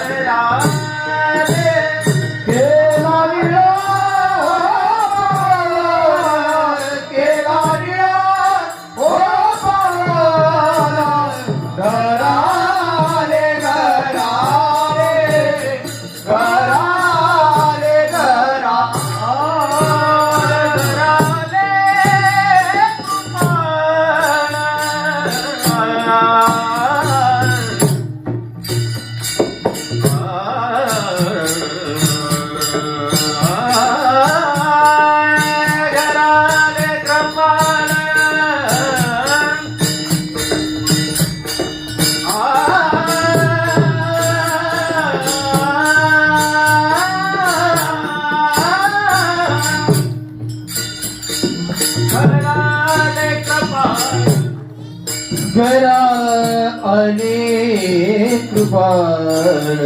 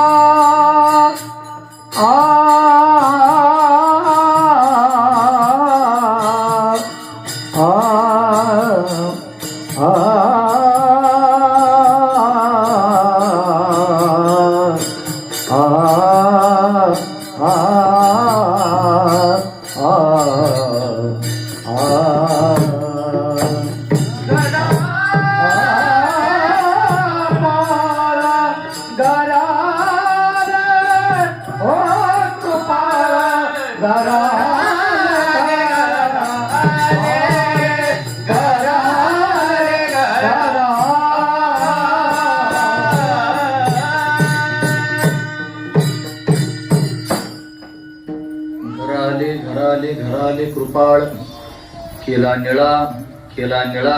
निळा पावन. त्यांनी येऊन आपल्या सगळ्यांना पावन केलेलं आहे. निळवराय म्हणतात हे सगळे संत आणि देवदेवता त्यांनी आले, मला पावन करून टाकलं. तसं त्यांनी इथं सुद्धा आपण सगळ्यांनी म्हणायचं की आपल्याला या देवतांनी पावन करून टाकलेलं आहे. आपण देवाकडे जाणं आपलं कर्तव्य आहे महाराज. विशेषत्व कशात आहे? देवानं आपल्याकडे येण्यात आहे. म्हणून त्यांनी देव आपल्याकडे प्रत्यक्ष अशा पद्धतीने आला आणि आपल्या सर्वांना उपकृत भगवंतानं अशा पद्धतीने केलेलं आहे. आपल्यावर सर्वांवर भगवंताची कृपा त्यांनी झाली. आपण काय केलं पाहिजे? आता तो देव तर आपल्याकडे आला, मग आपण काय केलं पाहिजे? ते म्हणजे आमुच्या हे आले भागा जिव्हार या जगाचे, जगाचं जिव्हार जीवनसूत्र असणारा परमात्मा आमच्या भाग्यानं आम्हाला प्राप्त झाला. आम्ही काय केलं पाहिजे? म्हणले धरून या ठेलो जिवे बळकट भावे एक विध. म्हणून बळकट भावनेनं आपण त्यांना आपल्या अंतःकरणामध्ये धरून ठेवलं पाहिजे. त्यांचं अखंड चिंतन केलं पाहिजे, त्यांचं अखंड ध्यान केलं पाहिजे. महत्वाचा विचार आहे बघा. तुम्ही संतेश्वराची स्थापना केली तर या संत पंढरीतली सगळी मंडळी फार श्रद्धेनं संतेश्वराचा रोज अभिषेक करण्याकरिता जातात. आई जाते, बरेचसे त्यांनी मंडळी, आणखी सर्वजण त्यांनी जातात. गावातून सुद्धा काही मंडळी त्यांनी अभिषेक करायचा असेल तर संतेश्वराचा अभिषेक करण्याकरिता येतात. म्हणजे देवाची स्थापना केली म्हणजे त्याची पूजा अर्चा पण आपोआपच त्यांनी होते. आपल्याला श्रद्धेनं त्याला सामोरं जाता येतं. आणि म्हणून इथं सिद्धेश्वर भगवान त्यांनी आलेले आहेत. आपण काय केलं पाहिजे? आता आपण अखंड त्यांचं ध्यान केलं पाहिजे. भगवान शंकराचं ध्यान केलं पाहिजे. भगवान शंकराचं ध्यान करणं म्हणजे काय? ध्यानाचे अनेक प्रकार वर्णन करून सांगता येतात. ध्यान हा अतिशय महत्वाचा मुद्दा आहे. मला परमार्थातली सगळ्यात श्रेष्ठ साधना आहे ध्यान. तुकोबाराय म्हणतात येथे नसरे दुसरी आटे देवा भेटी जावया तोची एक ध्यावा चित्ते करून रे ते कलेवर. येथे नसरे दुसरी आटी म्हणजे साधना. इथं दुसरी कोणतीच साधना देवाच्या भेटीपर्यंत जात नाही. मग काय केलं पाहिजे? तोची एक ध्यावा चित्ते, त्याचं ध्यान एक चित्तानं परमात्म्याचं ध्यान केलं पाहिजे. ध्यान शब्दाचा अर्थ होतो आठवण. ध्यान शब्दाचा अर्थ होतो स्मरण. भगवंताची आठवण केली पाहिजे, भगवंताचं स्मरण केलं पाहिजे. कसं केलं पाहिजे? एक चित्तानं केलं पाहिजे. तेवढंच महत्वाचं आहे. म्हणजे एक चित्तानं आपण भगवंताचं ध्यान करावं. ध्यानाचे 3 प्रकार असतात महाराज. एक पहिलं ध्यान आहे महाराज अहंग्र ध्यान, दुसरं ध्यान आहे महाराज प्रतीक ध्यान आणि तिसरं ध्यान आहे ध्येयानुसार ध्यान. अशी 3 प्रकारची ध्यान शास्त्रात वर्णन करून सांगितले. अहंग्र ध्यान म्हणजे काय? साधू संतांच्या माध्यमातून उपदेश प्राप्त व्हावा, त्यांनी आपल्या मस्तकावर हात ठेवावा, त्यांनी आपल्याला महावाक्याचा उपदेश त्यांनी करावा. श्रीगुरूंनी उच्चारण केलेल्या महावाक्याचा श्रोत्राशी संबंधरूप प्रथम श्रवण हेच अपरोक्ष ज्ञानाचं हेतू असतं. म्हणून त्यांनी महाराज त्यांनी उपदेश करून आपल्याला बोध प्राप्त करून द्यावा आणि मग त्यांनी सांगावं की ते ब्रह्म तू आहेस, त्वम असी ते ब्रह्म तू आहेस. मग आपण काय करावं? आपण त्यांनी सांगितलेल्या गोष्टीचं ध्यान करावं. म्हणजे आपण स्वतःला काय समजावं, अहम ब्रह्मास्मी, मी ब्रह्म आहे. पण अशा पद्धतीने आपण स्वरूपाचं करावं ध्यान, याला अहंग्र ध्यान असं म्हणतात. प्रत्येक श्वासाश्वासातून त्यांनी मला श्वास उश्वासातून भगवंतानं आपलं वरदान दिलेलं आहे. एक सूक्ष्म असणारं स्पंदन प्रत्येकाच्या श्वासामध्ये सुरू आहे. आपण फक्त तो बोध आपल्या श्वासातच भरवायचा आणि अखंड त्याचं चिंतन करीत राहायचं. म्हणजे अहंग्र ध्यान अशा पद्धतीने होतं. नासाग्र दृष्टी ठेवायची. नासाग्र दृष्टी म्हणजे नाकाच्या टोकाकडे पाहायचं असं नाही. आग्र म्हणजे नाक जिथून सुरू झालं तो भ्रूमध्ये 2 भुवयांच्या मधला भाग आहे, त्याला नासाग्र असं म्हणतात. नासाग्र अशा पद्धतीने दृष्टी ठेवायची. ज्ञान मुद्रेमध्ये म्हणजे हे 2 बोटं एकमेकाला लावून गुडघ्यावर मांडी घालून बसायचं ना, अशा हात ठेवायचे, त्याला ज्ञान मुद्रा म्हणतात. नाहीतर 2 हात एकमेकावर ठेवून अशा पद्धतीने ध्यान करायचं, त्याला ध्यान मुद्रा असं म्हणतात. असं ध्यान मुद्रेत बसून त्यांनी ध्यान करता येतं आणि ते स्वरूपाचं ध्येन अशा पद्धतीने आपण करू शकतो. त्याला त्यांनी महाराज अहंग्र ध्येन असं त्यांनी म्हणायचं. त्याच्या व्यतिरिक्त त्यांनी अजून ध्यानाचे प्रकार आहेत. कोणकोणते ध्यान आहेत म्हणले, ध्येयानुसार ध्यान. ध्येयानुसार ध्यान म्हणजे काय, आपलं ध्येय जो परमात्मा आहे, आपलं ध्येय पांडुरंग परमात्मा. मग आपण पांडुरंग परमात्मा जागेवर बसायचं, डोळे बंद करायचे आणि पांडुरंगाची आठवण करायची. मग त्याच्या चरणांची आठवण करायची, त्याच्या सगळ्या संपूर्ण अवयवांची आठवण करायची, त्याच्याकडे पाहायचं, त्याच्या मुखकमलापर्यंत जायचं. मग तो स्मित हास्य करतोय, कृपा दृष्टीनं आपल्याकडे पाहतोय, असं त्याने आपण ध्यान करायचं. याला ध्येयानुसार ध्यान असं म्हणतात. तिसरं ध्यान तुमच्या समोर सांगतो, प्रतीक ध्यान. प्रतीक म्हणजे काय, आपल्या डोळ्यासमोर त्यांनी आपण महादेवाची पिंड ठेवायची. किंवा आपण नर्मदेला ज्यावेळेला जातो, नर्मदा परिक्रमा त्यांनी करतो, त्यावेळेला नर्मदेच्या तटावर जेवढे त्यांनी कंकण असतात ते सगळे शंकरच असतात महाराज. एखादा नर्मदेश्वर आपण त्यांनी घरी आणला, नर्मदेश्वराची स्थापना केली, त्याला काही प्राण प्रतिष्ठा करावी लागत नाही, त्याच्यात प्रत्यक्ष भगवान शंकर असतात. किंवा गंडकी नदीमध्ये एखादा मनुष्य त्यांनी गेला, तिथं दामोदर कुंड आहे, त्या दामोदर कुंडामध्ये तुलसीपत्र वरून टाकले की खालून शालिग्राम शिला त्यांनी प्रगट होते. म्हणून शालिग्राम प्रत्यक्ष भगवान विष्णूचं स्वरूप मानलं जातं. नर्मदेश्वर म्हणजे प्रत्यक्ष भगवान शंकराचं स्वरूप आहे आणि शालिग्राम म्हणजे प्रत्यक्ष भगवान विष्णूचं स्वरूप आहे. मग आपण प्रतीक ध्यान करायचं म्हणजे काय करायचं, त्या शालिग्रामाला भगवान विष्णूचं प्रतीक समजायचं किंवा त्या नर्मदेश्वराला भगवान शंकराचं प्रतीक समजायचं. ते आपल्या समोर आपलं जे आराध्य असेल त्यानुसार, आपलं जर त्याने आराध्य विष्णू असेल तर आपण शालिग्राम शिला समोर ठेवायची, डोळे बंद करून त्याच्या समोर त्यांनी बसायचं आणि बसून त्या शालिग्रामाच्या ठिकाणी भगवंताची धारणा करायची आणि तो परमात्मा माझा तिथं आहे. आणि अशा पद्धतीने शालिग्रामाला समोर ठेवून प्रतीक ध्यान भगवान शंकराचं करायचं, भगवान विष्णूचं करायचं. भगवान शंकराचं ध्यान करताना सुद्धा आपल्या डोळ्यासमोर त्यांनी पिंड आपण जर अशा पद्धतीने आणली आणि ते शिवलिंग जर आपण डोळ्यासमोर पाहिलं तर त्या शिवलिंगाच्या ठिकाणी भगवान शंकराची आपण धारणा करायची आणि त्याच्यात भगवान शंकराचं ध्यान करायचं. जे शंकराचे उपासक आहेत त्यांनी अशा पद्धतीने लक्षपूर्वक ऐकलं पाहिजे. भगवान शंकर अतिशय दिव्य आहेत महाराज. भगवान शंकर वज्रदेही आहेत. भगवान हनुमंतराय त्यांनी शंकराचा अवतार की नाही, ते म्हणजे शरीर वज्र ऐसे कवळी ब्रह्मांड जो पुत्से, असं त्यांच्याविषयी बोललं जातं. पण तसं भगवान श्रीकृष्ण परमात्मा, भगवान विष्णू नारायण त्याचं वर्णन करताना आपण वर्णन करतो की त्याचे चरण त्यांनी कर्दळीच्या गाभा समान त्यांनी कोमल आहेत. तसं भगवान शंकराचं वर्णन करता येत नाही महाराज. भगवान शंकराचं दिव्य वर्ण, भगवान शंकर त्यांनी नील वर्णाचे आहेत, म्हणजे त्यांनी सावळ्याच रंगाचे आहेत. का बरं सावळे झाले असतील, ते तर कर्पूर गौर म्हणतात, त्यांनी गोरे पान आहेत, मग सावळे कसे काय झाले, तू म्हणतो सावळे आहेत. ते सावळे असणाऱ्या श्यामसुंदराचं ध्यान करतात आणि त्याचं ध्यान करता करता यांचा रंग सावळा झाला असं त्यांनी म्हणतात. पण वस्तुस्थितीत भगवान शंकराचा रंग कोणता आहे, कापरासारखा गोरा आहे, कर्पूर गौरम करुणावतारम असं त्यांनी आपण म्हणतो. त्यांचा कंठ निळा आहे. का बरं निळा कंठ झाला, तर ते विष अशा पद्धतीने पिरेन कंठापर्यंतच विष अशा पद्धतीने साठवून ठेवलं, खाली उतरू दिलं नाही, कारण हृदयामध्ये त्यांनी भगवान विष्णूचं ध्यान करतात आणि म्हणून माझ्या विष्णूला इजा होऊ नये म्हणून विष खाली उतरू दिलं नाही, म्हणून त्यांनी कंठातच विष अशा पद्धतीने साठवून ठेवलं. असं अनेक प्रकारानं भगवान शंकराला पाहिलं जातं. पण भगवान शंकर त्यांनी प्रत्येकाला जर पाहिलं, वस्तुस्थितीत पाहिलं तर ते कर्पूर गौरम कापरासारखे त्यांनी गोरे आहेत. भगवान विष्णूचं ध्यान करतात, त्याचं ध्यान करता करता त्याच्यासारखेच झाले. म्हणून बऱ्याच ठिकाणी भगवान शंकराचे चित्र आपण फोटो पाहतो, त्याच्यात ते त्यांनी निळ्या रंगाचे, सावळ्या रंगाचे त्यांनी प्रत्यक्ष पाहायला मिळतात. काही ठिकाणी गोरे पान त्यांनी पाहायला मिळतात. ते ज्याच्या त्याच्या पोटातले भाव आहेत. तुम्ही जशा भावनेने त्यांनी पाहत असाल तशा भावनेने आपल्याला भगवान शंकराचं दर्शन होईल. मग आपण त्यांनी भगवान शंकराला कापरासारखे गौरम कर्पूर गौरम करुणावतारम संसार सारम भुजगेंद्रहारम सदा वसंतम हृदयारविंदे भवम भवानी सहित नमामि. भवानी सहित असणारा भगवान शंकर आहे त्याचं ध्यान केलं पाहिजे. भगवान शंकर त्यांनी अतिशय सुंदर आहेत, ते गोरेपान आहेत महाराज. ते ज्या वेळेला गोपी होऊन त्यांनी रासलीलेमध्ये प्रवेश करून गेले त्यावेळेला गोरेपान रूप धारण करून गेले. ते एक बार भोले भंडारी बनके ब्रज की नारी वृंदावन आ गए. पण वृंदावनात गेले गोपी होऊन त्यावेळेला फार सुंदर गोरेपान त्यांनी भगवान शंकर आहेत तशी गोरेपान आहेत असं आपण समजूया. आणि ते त्यांनी अतिशय सुंदर आहेत. त्यांच्यासारखं सुंदर कोण आहे महाराज जगामध्ये.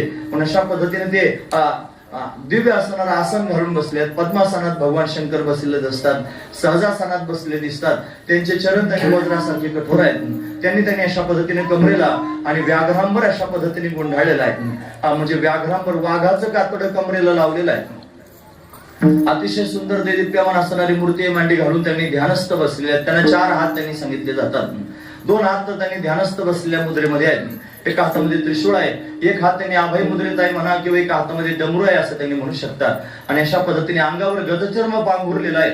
सगळ्या अंगाला त्यांनी महाराज भस्म भगवान शंकरांना लावलेला आहे. म्हणून भस्मवटी, रुंडमाळा, गळ्यामध्ये रुद्राक्षाच्या माळा त्यांनी घातलेल्या आहेत. भगवान शंकराच्या गळ्यामध्ये मुंडक्यांच्या माळा पण घातल्या असतात. त्याला मुंडमाला असं त्यांनी म्हटलं जातं. भगवती जगदंबा प्रगट होते, अनेक राक्षसांचा दैत्यांचा वध करते. प्रत्येक युगामध्ये भगवान शंकर ते पाहत असतात. त्यांना तिचं कौतुक वाटतं आणि म्हणून तिनं केलेला पराक्रम आठवणीत ठेवण्याकरिता भगवान शंकर त्या युगातल्या एखाद्या दैत्याचं मस्तक त्यांनी घेतात आणि आपल्या गळ्यात मुंडक्यांची माळा आहे त्याच्यामध्ये ओवून आपल्या गळ्यामध्ये घालतात. का तर पार्वतीचा त्यांनी असणारा पराक्रम त्यांना आठवणीत ठेवायचं म्हणून अशा मुंड माळा पण भगवान शंकराच्या गळ्यामध्ये असतात, जे त्यांनी कायमस्वरूपी स्मशानात बसलेले असतात.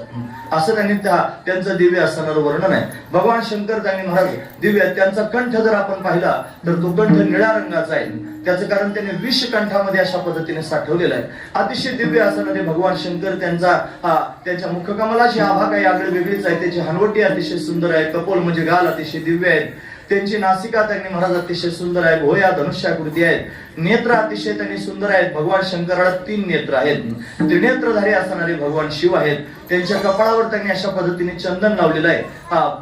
भस्म तर सगळ्याच अंगाला लावलेला आहे. त्याच्यावर त्यांनी 3रा डोळा त्यांनी शोभून दिसतोय. त्यांच्या कानामध्ये सुद्धा कुंडल आहेत आणि ते रुद्राक्षाचीच कुंडल आहेत.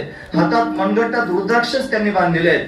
दंडामध्ये रुद्राक्ष बांधलेले आहेत. गळ्यामध्ये रुद्राक्षाच्या माळा आहेत. मस्तकावर त्यांनी जटा धारण केलेली आहे. त्या जटेला पण रुद्राक्ष बांधलेले आहेत. मस्तकावर त्यांनी चंद्र अशा पद्धतीने धारण केलेले आहे. वक्र असणारा चंद्र भगवान शंकराच्या मस्तकावर शोभून दिसतो. त्यांच्या मस्तकावर त्यांनी महाराज गंगा धारण केलेली आहे. हातामध्ये त्रिशूळ आहे, डमरू आहे. गळ्यामध्ये त्यांनी सर्प अशा पद्धतीने घातलेला आहे. असं दिव्य भगवान शंकराचं ते रूप आहे. आणि त्या रूपाचं आपण ध्यान केलं पाहिजे. आणि कुठे केलं पाहिजे ते आपण त्यांनी महाराज ध्येयानुसार करत असाल तर जिथं बसाल तिथून भगवान शंकराची अशी आठवण आपण करू शकतो. जर तुम्ही प्रतीक ध्यान करत असाल तर प्रतीक समोर ठेवून आपण त्यांनी भगवंताचं असं ध्यान करू शकतो. पण प्रतीक रूपाने सिद्धेश्वर भगवान आपल्याकडे आलेले आहेत. ही जी महादेवाची पिंड आहे ही त्यांनी महाराज प्रतीक रूपाने आपल्या डोळ्यासमोर या ठिकाणी दिसणार आहे. मग ती स्थापन केल्यानंतर आपण भगवान शंकराचं कसं ध्यान करावं ते मी आपल्या सगळ्यांच्या समोर वर्णन करून सांगितलं. असं जर आपण भगवान शंकराचं ध्यान हृदयामध्ये केलं, भगवान शंकर हे महावैष्णव आहेत. भगवान शंकर हे योग्यांचे शिरोमणी आहेत. भगवान शंकर हे ज्ञानांचे शिरोमणी आहेत. भगवान शंकर हे त्यांनी महावैष्णव आहेत. भगवान शंकर हे गोपी आहेत. भगवान शंकर हे देव आहेत. भगवान शंकर देवांचे देव आहेत. भगवान शंकर चांगले भक्त आहेत. काय अजून भगवान शंकराविषयी वर्णन करून सांगू. असा भगवान शंकराचा महिमा आहे. म्हणून त्यांना शिव म्हणलं जातं, त्यांना मृड म्हणलं जातं, त्यांना हर म्हणलं जातं, त्यांना भव म्हणलं जातं, त्यांना शंकर म्हणलं जातं. त्यांना अशा अनेक नावाने त्यांनी अशा पद्धतीने पाहिलं जातं. त्यांना अंब म्हणलं जातं. अंब हे भगवान शंकराचं नाव आहे. म्हणून भगवतीला अंबिका असं नाव प्राप्त झालं. अंबाची असणारी पत्नी अंबिका. त्यांना भव असं नाव आहे. म्हणून भगवती पार्वतीला त्यांनी अशा पद्धतीने भवानी असं नाव प्राप्त झालं. भगवान शंकराला मृड असं नाव आहे. म्हणून पार्वतीला मृडानी असं नाव त्यांनी प्राप्त झालं. असे अनेक त्यांनी नाव शिव आणि पार्वतीला प्रत्यक्ष पाहायला मिळतात. ते त्यांनी अशा पद्धतीने दिव्य रूप धारण करून येतात आणि भक्तांवर अनुग्रह करत असतात. त्यांना सांभाळण्याचं काम करत असतात. जगाची सूत्र संचालन करण्याचं काम त्यांच्याकडेच आहे. हे संपूर्ण विश्व त्यांनीच निर्माण केलेलं आहे. ज्ञानोबराय म्हणतात ऐसी ये निरुपाधिके जगाची जे जनिके ती बंदिली मेयामुळे देव देवी. मग देव आणि देवी असं ज्ञानोबराय त्यांना म्हणतात. त्यांनीच संपूर्ण विश्वाने तुम्हाला एवढा फास्ट त्याने सुटला, एवढं काय बोलायची काय गरज आहे. मला धाक आहे थोडासा, म्हणजे 5:30लाच थांबलं पाहिजे. म्हणून मी आता 5:30 पर्यंत मला थांबायचंय. म्हणून हे सगळं वर्णन तुम्हाला कळावं ना महाराज. म्हणून आता घरी घाईने मी सांगितलं असतं तरी मला आता शाश्वती की तुम्हाला भगवान शंकराचं ध्यान कसं करावं हे कळालं असेल. असं ध्यान आपण त्यांनी भगवान शंकराचं करू शकतो. भगवान शंकर हे पंचमुख आहेत. त्यांना 5 मुख त्यांनी आहेत. त्याचं कारण काय, ते 5 कामं करतात म्हणून त्यांना पंचमुख असं म्हणलं जातं. ते त्यांनी महाराज शिवरूपाने अनुग्रह करतात, ते ब्रह्मदेवाच्या रूपात त्यांनी प्रगट होऊन सृजन करतात, ते विष्णूच्या रूपात प्रगट होऊन पालन करतात, ते रुद्राच्या रूपात प्रगट होऊन त्यांनी संहार करतात, ते ईश्वराच्या रूपात प्रगट होऊन तिरोधान करतात. अशा त्यांनी 5 कामं भगवान शंकर करतात. पण भगवान शंकराच्या 5 मस्तकांना 5 नावं आहेत महाराज. ईशान, अघोर, सद्योजात, अजून मला 2 आठवत नाहीत. प्रपद्य, अजून असे 5 नावं भगवान शंकराला आहेत. असे पंचमुख भगवान शिव आहेत आणि भगवान शिवाला 5 नावं आहेत. तसे अनेक नावं आहेत, अनेक अवतार भगवान शिवाचे झाले. 11 रुद्र पाहिले जातात. त्यांनी जसे त्यांनी 12 आदित्य पाहलो आपण, तसं 11 रुद्र हे 33 कोटीचे देव आहेत. त्याच्यामध्ये 33 कोटी म्हणजे 33 प्रकारचे देव आहेत. त्याच्यामध्ये 11 रुद्र पाहिले जातात, 12 आदित्य पाहिले जातात, 8 वसु पाहिले जातात, 2 अश्विनी कुमार पाहिले जातात. त्याच्यामध्ये जे रुद्र आहेत ते त्यांनी प्रत्यक्ष भगवान शिव आहेत. पण भगवान शिवच हे सगळं कार्य करतात. त्यांना महादेव का म्हणतात ते ऐका. हे त्यांनी महादेव, ते प्रत्यक्ष शिव आहेत. तेच त्यांनी महाराज ब्रह्मदेवाच्या रूपानं प्रगट होऊन सृजन करतात आणि तेच रुद्राच्या रूपानं प्रगट होऊन संहार करतात. म्हणून शिव परमात्मा आणि रुद्र, रुद्राला पण शिवच म्हणलं जातं आणि शिवाला सुद्धा त्यांनी महारुद्र अशा पद्धतीने म्हणलं जातं. म्हणून त्यांनी ते देव नाहीत, ते सामान्य देव नसून महादेव आहेत. असा त्यांचा महिमा आहे आणि असे श्रेष्ठ असणारे महादेव, असा त्यांचा श्रेष्ठ महिमा आहे. ते महादेव त्यांनी महाराज आपल्यावर कृपा करण्याकरिता इथपर्यंत आलेले आहेत आणि येऊन त्यांनी आपल्याला अशा पद्धतीने उपकृत केलेलं आहे. म्हणून आपण सर्वजण त्यांच्या कृपेने आता पावन झालेलो आहोत. महाराज म्हणतात केला निळा, केला निळा, केला निळा पावन. म्हणून आपण सर्वजण या नियमानुसार पावन झालेलो आहोत. आता ही पिंड त्यांनी महादेवाची सर्वांनी कीर्तन झाल्यानंतर बारकाईनं बघा, नंदी पण बारकाईनं बघा. जसं आळंदीमध्ये त्यांनी महादेवाची पिंड आपल्याला पाहायला मिळते सिद्धेश्वराची, की तशीची तशीच पिंड आहे महाराज. तो नंदी पण तसाच आहे. त्याला ताकीदच होती त्या कारागिराला की बाबा जसं आळंदीत आहे तसंच करून दे. तो आळंदीत गेला तेवढ्या करता, त्यानं ते पाहिलं, त्याचं माप घेतलं. आता कसं काय माप घेऊ दिलं असेल त्याला, पण त्याने बिचाराने घेतलं ते माप. पण पिंड किती लांबी रुंदीची आहे, कशी त्यांनी हुबेहूब त्यांनी ती पिंड तयार झाली पाहिजे असं त्याला अण्णांनी सांगून ठेवलं होतं. तो नंदी पण तसाच झाला पाहिजे, आमच्या मनातला भाव तोच होता. पण अशा पद्धतीने सगळं जसंची तसंच तयार झालेलं आहे. ती पिंड पण तयार आहे. जसं आपण पांडुरंगाचं वर्णन मागच्या वेळेला पाहिलं की तो पांडुरंग मला जसा अपेक्षित आहे, मी जसं ध्यान पांडुरंगाचं करतो तसाच पांडुरंग असला पाहिजे आणि तसाचे तसाच तो इथं आला. तो कारागीर आहेत ना पंढरपूर मधला, महाराजांनी मागच्या वेळेस सांगितलं की त्याला पण आश्चर्य वाटलं की मी अनेक मूर्ती तयार केल्या पण अशी हुबेहूब मूर्ती त्यांनी माझ्याकडून अशी आतापर्यंत झाली नाही. ही कशी काय झाली मलाच माहित नाही. मी मनातली म्हणत म्हणलं तू केलीच नाही. करणारा काही तोच आहे, त्यालाच ते सगळं करता येतं. तसा हा महादेव या ठिकाणी आला. तो हुबेहूब कसं काय झाला एखाद्याला वाटत असेल, तो त्यानं केलाच नाही. तो महादेवच त्या रूपानं प्रत्यक्ष प्रगट झालेला आहे आणि आपल्या सगळ्यांना उपकृत करण्याकरिता या ठिकाणी आलेला आहे. म्हणून आनंदाचा सोहळा आपण सर्वजण या ठिकाणी पाहत आहोत. हे काहीच करण्याची आवश्यकता पडली नाही महाराज. हे मंदिर त्यांनी तयार झालं आणि मग मूर्ती कशी येईल असा त्यांनी प्रश्नच मनामध्ये असतो ना. आता मूर्ती त्यांनी बसवायची, मग काय झालं, आता गेगडे महाराज इथं आलेले आहेत. त्यांना त्यांचं सांगितलेलं आवडत नाही. पण ते संगमनेर तालुक्यात कुठे एक ठिकाणी कीर्तनाला आमची भेट झाली आणि संत पंढरीविषयी 4 शब्द मी सांगितले. ते संत पंढरी पाहायलाच आले. त्यांना त्यांच्या क्षेत्रामध्ये ज्ञानोबऱ्यांचं मंदिर तयार करायची इच्छा होती. काही कारण असतो त्या त्यांनी महाराज विलंबित झालं. पण आता आपल्याला तर मूर्ती दिली पाहिजे असा भाव होता. मग त्याने हळूच इथं विचारलं, मी जर ज्ञानोबऱ्यांची मूर्ती दिली तर चालेल का? म्हणलं चालेल ना, आम्हाला मूर्ती पाहिजेच आहे. म्हणजे मग ती मूर्ती कुठून आणायची? म्हणलं मला माहित नाही, पण एक कारागीर त्यांनी आमच्याकडे सारखे चक्रा मारतात, राजस्थानी आहेत. मग तुम्ही जर त्यांच्याशी संपर्क केला तर बरं होईल. त्यांना फोन नंबर दिला, त्यांनी त्यांच्याशी संपर्क केला. माझ्यापेक्षा जास्त परिचय त्यांचा आणि त्यांचा झाला आणि मग अशा पद्धतीने ज्ञानोबऱ्यांची मूर्ती आपल्याला किती फुटाची पाहिजे आपण सांगितलं आणि त्या पद्धतीची मूर्ती त्यांनी करून आणली. म्हणजे मला हे का सांगायचं, मंदिर तयार आहे, मूर्ती त्यांनी आणायचं मनात ध्यानात सुद्धा नसताना अशा पद्धतीने मूर्ती ज्ञानोबऱ्यांची आली. जसं सिद्धेश्वराचं मंदिर त्यांनी तयार झालं, पिंड आणण्याचं मनात ध्यानात नसताना सुद्धा त्यांनी महाराज प्रेमानंद महाराजांना ती सद्बुद्धी त्यांच्या परिवाराला त्यांनी झाली. आणि मग त्यांनी ठरवलं की आपणच ही पिंड या ठिकाणी द्यायची. मला सांगून ठेवलं, बाबा कोणाला सांगू नका बरं का, आम्हाला पिंड द्यायची आहे. म्हणून त्यांनी पिंड, नंदी, त्याच्यानंतर ती पार्वती, असं त्यांनी संपूर्ण परिवार त्यांचे मेवणे आहेत ते त्यांनी मला त्यातलं घंटा, त्यातलं कासव, त्याच्यात काय अजून समया, हे सगळं देण्याकरिता त्यांचा आणखी ते सासरोड्याचे लोक सुद्धा त्याच्यात त्यांनी गुंतवले. पण अशा पद्धतीने सगळेच त्याच्यामध्ये एकत्रित करून आणि आता आपल्याला बाकीचं काही पाहायची आवश्यकताच नाही. फक्त त्या सभा मंडपाच्या 2 भिंती तयार झाल्या म्हणजे त्यांनी सभा मंडप झालं की सिद्धेश्वराचं मंदिर आपण लगेच ताबडतोब प्रत्यक्ष त्यांनी आळंदीसारखं पाहू शकतो. असा सुंदर असणारा भाव या ठिकाणी प्रगट झालेला आहे. भगवान या ठिकाणी विराजमान झालेले आहेत. आता त्यांची स्थापना कधी करायची ते आपण त्यांनी ऐकलं की आता पुढच्या वर्षीच्या अक्षय तृतीयेपर्यंत आपण हा सगळ्याची सगळा मेळ बसूया आणि बसत नसला तर 8 तास करून त्यांनी अशा पद्धतीने बसूया आणि मग हे सगळं त्यांनी तयार झालं की सगळ्या मूर्तींची एकाच वेळेला स्थापना अशा पद्धतीने करूया. समोरच्या बाजूला छोटासा एक पत्र्याचा सभा मंडप तयार करून एवढ्या मूर्ती आता येणाऱ्या ठेवायचं कुठं हा प्रश्न आहे. तिथं त्यांनी आपल्या हॉलमध्ये आपल्यालाच बसायला जागा नाही, मग मूर्ती कुठे ठेवायचं म्हणून समोर एक छोटासा सभा मंडप करून या सगळ्या आलेल्या मूर्ती त्यांनी मला त्या सभा मंडपामध्ये ठेवायच्या. तिथे एक स्क्रीन अशा पद्धतीने तयार करायचं आणि संत पंढरीची सुरुवात जिथपासून झाली तिथपासून त्यांनी सगळेचे सगळं चित्र त्याचा त्यांनी पूर्ण आराखडा म्हणजे त्याचा संपूर्ण असणारा प्लॅन, कुठं कोणतं मंदिर होणार आहे, किती लांबी रुंदीचं आहे, कोणकोणत्या देवतांची स्थापना होणार आहे, हे सगळंचे सगळं त्याच्यावरती आपल्याला अशा पद्धतीने पाहायला भेटेल. म्हणून जेवढे त्यांनी मंडळी या संत पंढरीमध्ये येतात आपण तोंडी त्यांना सांगतो इथं हे व्हायचंय तिथं ते व्हायचंय सांगून सांगून त्यांनी महाराज आता तोंडाला पण घट्टे पडलेले इतक्या बऱ्या लोकांसमोर ते सांगून झालंय. म्हणून सांगण्यापेक्षा बटन दाबून द्यायचं, मंडळी त्यांनी बसतील आणि प्रत्यक्ष चित्रच बघतील की या स्थानावर कुठं काय अशा पद्धतीने होणार आहे. पण अशी एक तरतूद त्यांनी महाराजांच्या मनामध्ये पुढे महाराजांच्या मनामध्ये सारखी अशा पद्धतीने फिरती आहे आणि ती लवकरात लवकर आपण कृतीत आणू. त्यांना वाटतं हे लवकर का त्यांनी करत नाही, आता काय काय करावं असा प्रश्नच आहे महाराज. पण आता सगळ्यात मोठा आट्टा असाच आहे की समोर पुंडलिकरायांचं मंदिर त्यांनी झालं पाहिजे. कारण पंढरपूरमध्ये सगळ्यात आधी पुंडलिकराय आले, नंतर रुक्मिणी माता रुसून आल्या. मग रुक्मिणीचं मंदिर व्हायला पाहिजे, पांडुरंगाचं तयार आहे म्हणून पुंडलिकाचं रुक्मिणी मातेचं मंदिर आणि मग हे सभा मंडप त्यांनी पूर्ण झाले की मग आपलं त्यांनी बरंचसं कार्य अशा पद्धतीने आटोपलं म्हणायचं. आता रुक्मिणी मातेच्या मंदिराचं फाउंडेशन तयार झालेलं आहे, आधी पायाच भरून झाला होता. अण्णा त्यांनी 8 तास करतायत रात्रंदिवस, तिथं फाउंडेशन तयार आहे, त्याच्यावरती रुक्मिणी मातेचं मंदिर लवकरात लवकर तयार होईल. दगडांची तयारी झालेली आहे. म्हणून आपण मागच्याच वेळेला आपल्या सप्ताहात त्यांनी पिंपळगावचं सांगितलं आणि सगळ्यांना आवाहन केलं. माता भगिनींनी 8 तास केला आणि थोडे थोडे रक्कम जमा 3 लाख रुपये जमा करून दिले, बरोबर आहे ना. अशा पद्धतीने रुक्मिणी मातेच्या मंदिराकरिता खर्च अशा पद्धतीने मिळाला. मंचरला कथा केली, त्या लोकांना रुक्मिणी स्वयंवरात त्यांनी सांगितलं यांनी आणि रुक्मिणी मातेच्या मंदिराकरिता मदत करा. मग त्या सगळ्या लोकांनी रुक्मिणी स्वयंवरामध्ये अशा पद्धतीने आणि दान पेटी ठेवली, त्याच्यात आहेर टाकला. किती तुम्हाला आहेर मिळाला?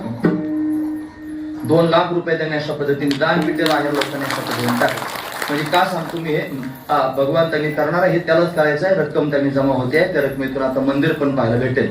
लवकरात लवकर मंदिर व्हावेत, सगळ्या लोकांना ते दिसावेत. इथं काय अशी माणसं माझ्या डोळ्यासमोर आहेत, दर महिन्याला त्यांनी 1000 रुपये देतात. म्हणून अशी त्यांनी मंडळी या ठिकाणी आहेत की दर महिन्याला मासिक वर्गणी त्यांची सुरू आहे आणि ते त्या वर्गणीच्या माध्यमातून काय घडतं विचारायला सुद्धा येत नाही. म्हणून त्यांना दिसावं प्रत्यक्ष त्यांनी हे अशा पद्धतीने घडत आहे. म्हणून असा संपूर्ण उपक्रम या ठिकाणी उभा राहिलेला आहे. मागच्या वेळेला पुढे महाराज बोलता बोलता माईक मध्ये म्हणून गेले की आमची त्यांनी महाराज तपासणी सगळे लोक करतात, फलानं करतात, हे शब्द तुम्ही उच्चारू नका. माझं स्वजवळ मत आहे महाराज. तुम्ही चांगलं काम करायला निघाल्यानंतर अनेक लोक अनेक प्रकारचे प्रश्नचिन्ह उभे करत असतात. तुम्ही जर चांगले असाल तर चांगले असल्यानंतर तुम्ही त्यांनी अशा पद्धतीने बाकीचा कोणत्याच प्रकारचा विचार करायचा नाही, तुम्ही सरळ मार्गाने चालायचं. मी मागच्या वेळेस सुद्धा सांगितलं होतं, हे काम करणारे जे लोक आहेत की नाही यांचे खड्डे भरलेले आहेत, कशाला आणखी खड्डे भरत बसतील? कारले सर आहेत, त्यांना काय त्यांनी याच्यातून काय लपका मारायची गरज आहे? खरं तुम्ही सांगा. याच्यातून आता त्यांना सरकारने पगार दिला जन्मभर, त्याच्यानंतर पेन्शन पण चांगली आहे, मग सगळ्या गोष्टी जिथले तिथं कशाला याच्यातून त्यांनी देवाचं खाऊन काय चांगलं होत असतं का कोणाचं? पण असा त्यांनी विचार सुद्धा तुमच्या मनात आणू नका. म्हणणारे म्हणत राहतील, त्यांचा स्वभाव आहे आणि देवाच्या घरी सगळ्यांचं माप होत असतं माणूस. लक्षात ठेवा मी काय सांगतो, देवाजवळ तराजूच लावलेला आहे. पण देव सगळ्यांचंच मोजत राहतो. म्हणून आपलं जसं मोजलं जातं तसं सगळ्यांचं मोजलं जातं. म्हणजे तुमच्यावर त्यांनी आरोप करत असतील, तुमच्याविषयी काय बोलत असतील, त्या सगळ्या लोकांना त्यांनी महाराज देव अशा पद्धतीने पाहतोच आहे. तुमचं खरं खोटं पण देवाला दिसतंय, कशाला चर्चा बाकीच्या सगळ्या गोष्टींची करायची? म्हणून मागच्या वेळेला प्रश्न उभा राहिला आणि 4 लोकांनी माझ्याजवळ प्रत्यक्ष येऊन त्यांनी म्हणले की महाराज असं का म्हणले. म्हणून मी आता 2 शब्दाचा निर्वाळा त्याचा दिला. म्हणून त्यांनी आता कोण काय म्हणत असेल ते बरोबर इथं प्रत्यक्ष काम डोळ्याला दिसतंय. हे काम काय सोपं नाही म्हणत. एका कारागिराला 1100 रुपये रोज आहे. किती? 1100 रुपये रोज आहे आणि असे 10 कारागीर काम करतात. किती पैसे रोज लागतायत?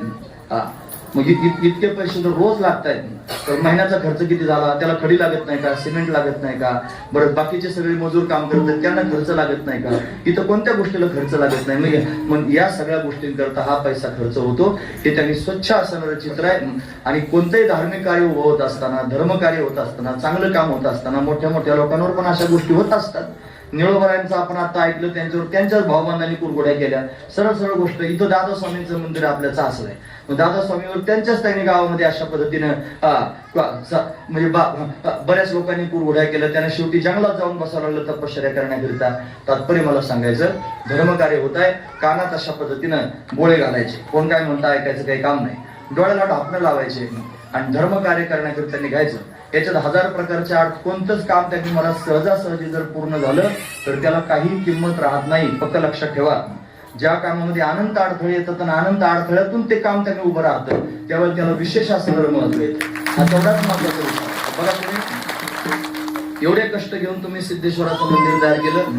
पुढच्या शिवरात्रीला जर त्यांनी इथं आणि आता पुढच्या शिवरात्रीला होणार नाही स्थापना, ती अक्षय तृतीयेला होणार नाही, त्याच्या पुढे त्यांनी अशा पद्धतीने जाईल. पण जेव्हा कधी स्थापना होईल महादेवाची, त्यावेळेला आवर्जून लोक सिद्धेश्वराचं दर्शन घेण्याकरिता येतील. तिथं भगवती मातेचं मंदिर तयार होत आहे, त्याच्यामध्ये राजराजेश्वरीची मूर्ती स्थापन होणार. ती सगळ्या जगाची मालकी नाही, तिला काय करता येत नाही महाराज. ती सगळं काय करणार, फार दयाळू आहे, फार कृपाळू आहे. तिच्याच कृपेने सगळे कामरगावकर त्यांनी उभे आहेत. यांनी मनात घेतलेलं आहे की आता आपल्याला ती राजराजेश्वरीची मूर्ती द्यायची. पण देवीच्या मंदिराकरिता दगड उपलब्ध आहे, पण आता वेळ नाही. हे कारगिर काम कुठं कुठं करतील. एक काम त्यांनी चालू आहे, ते सोडून दुसरं कसं काय करायचं. पण देवीचं मंदिर त्यांनी उभं राहिल्यानंतर तिथं त्यांनी भगवतीचं मंदिर उभं राहिले. 3.5 शक्तीपीठ प्रत्यक्ष पाहायला भेटतील. नवरात्रामध्ये तुम्हाला पाय ठेवायला जागा इथं सापडणार नाही, इतकी गर्दी लोकांची अशा पद्धतीने.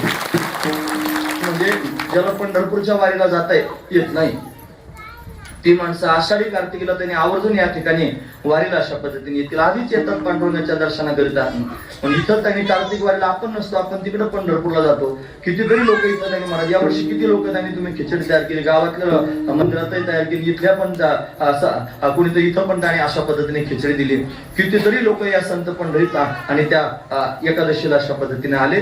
दिवसभर लोकांची रीक, त्यांनी अजून मंदिर पूर्ण तयार नाही, अजून मूर्तीची स्थापना नाही, तरी लोकांची एवढी रीक आहे. तो देव त्यांनी प्रत्यक्ष विटेवरती उभा राहिल्यानंतर केवढा त्यांनी लोकांना आनंद प्राप्त होईल. आणि सगळ्यांना त्यांनी अशा पद्धतीने पर्वणी रूपाने प्रत्यक्ष पाहायला भेटणार आहे. थोडस त्यांनी आपण थांबलं पाहिजे. आणि मग आता बऱ्याच वर्षापासून 2018 मध्ये संस्था स्थापन झालेली.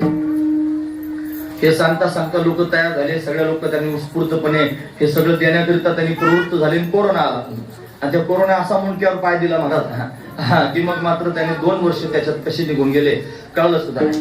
म्हणजे लोकांची त्यांनी देण्याची प्रवृत्ती सुद्धा राहिली नाही. कारण कोरोनाने हिजाडून काढले सगळे लोक, आर्थिक त्यांनी नुकसान झालं, काही माणसं मरून गेले, या सगळ्या गोष्टी त्यांनी झाल्या, म्हणून ते ठप्प झालं सगळं काम. परत नव्यानं त्यांनी अशा पद्धतीनं मला वाटतं 21 पासून अशा पद्धतीने पुन्हा एकदा त्याचा प्रचार प्रसार सुरू झाला. बरोबर आहे ना. प्रचार प्रसार पुन्हा एकदा सुरू झाला. 21 ते आता काय आहे हे सब म्हणजे 25 पर्यंत, म्हणजे 21, 22, 23, 24, 25 5 वर्ष. हे 5 वर्ष त्यांनी महाराज हे काम करण्याकरिता लागले. आणि 5 वर्षात एवढं काम अशा पद्धतीने उभं आहे. हे अजून बरेच वर्ष काम अशा पद्धतीने चालू शकतं. मग ते जेव्हा त्यांनी होईल पूर्ण तेव्हा होईल. पण मुख्य असणारी मंदिरं मात्र लवकरात लवकर पुढच्या वर्षीपर्यंत पूर्ण होणार. आपण त्याची प्राणप्रतिष्ठा करूया. बाकीचा फार मोठा विस्तार आहे, तो जेव्हा भगवंताची इच्छा असेल त्यावेळेला होईल. पण अशा हळूहळू त्यांनी देवतांचे आगमन होत राहतील.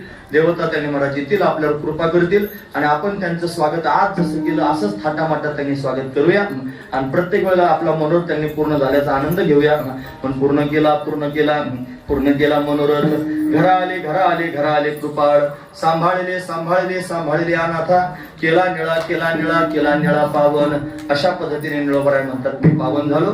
तसे आपण सर्वजण सिद्धेश्वराच्या आगमनाने या ठिकाणी पावन झालेलो आहोत. माझ्याकडे बोलण्यासारखं बरंच आहे. 5:30 बरोबर वाजले तुमचं घड्याळ तुम्ही बघा. मग मी आता 5:30 वाजल्यामुळे मला याच्यानंतर सोनवाडीत प्रवचन करायचंय, नारायण डोळा कीर्तनाला जायचंय, रात्री सुट्याला 10 ते 12 कीर्तन करायचंय, सकाळचं कीर्तन मी घरून आलेलो आहे. म्हणजे 4-5 आता अशा होतील गोष्टी मला फार सल्ले देतात सगळे लोक. महाराज तुम्ही त्यांनी जास्त कार्यक्रम करू नका, थोडे कार्यक्रम आवरून घ्या. पण कार्यक्रम द्यायला मात्र आपलेच लोक असतात. ते म्हणतात ते कोणाचं काय असू द्या, फक्त एवढा करा फक्त तुम्ही आमचा, मग बाकी त्यांचं काही काय होते असं त्यांनी होतं. महाराज फार प्रेमानं त्यांनी मला सांगतात समजून की महाराज आता जास्त उडवड करू नका.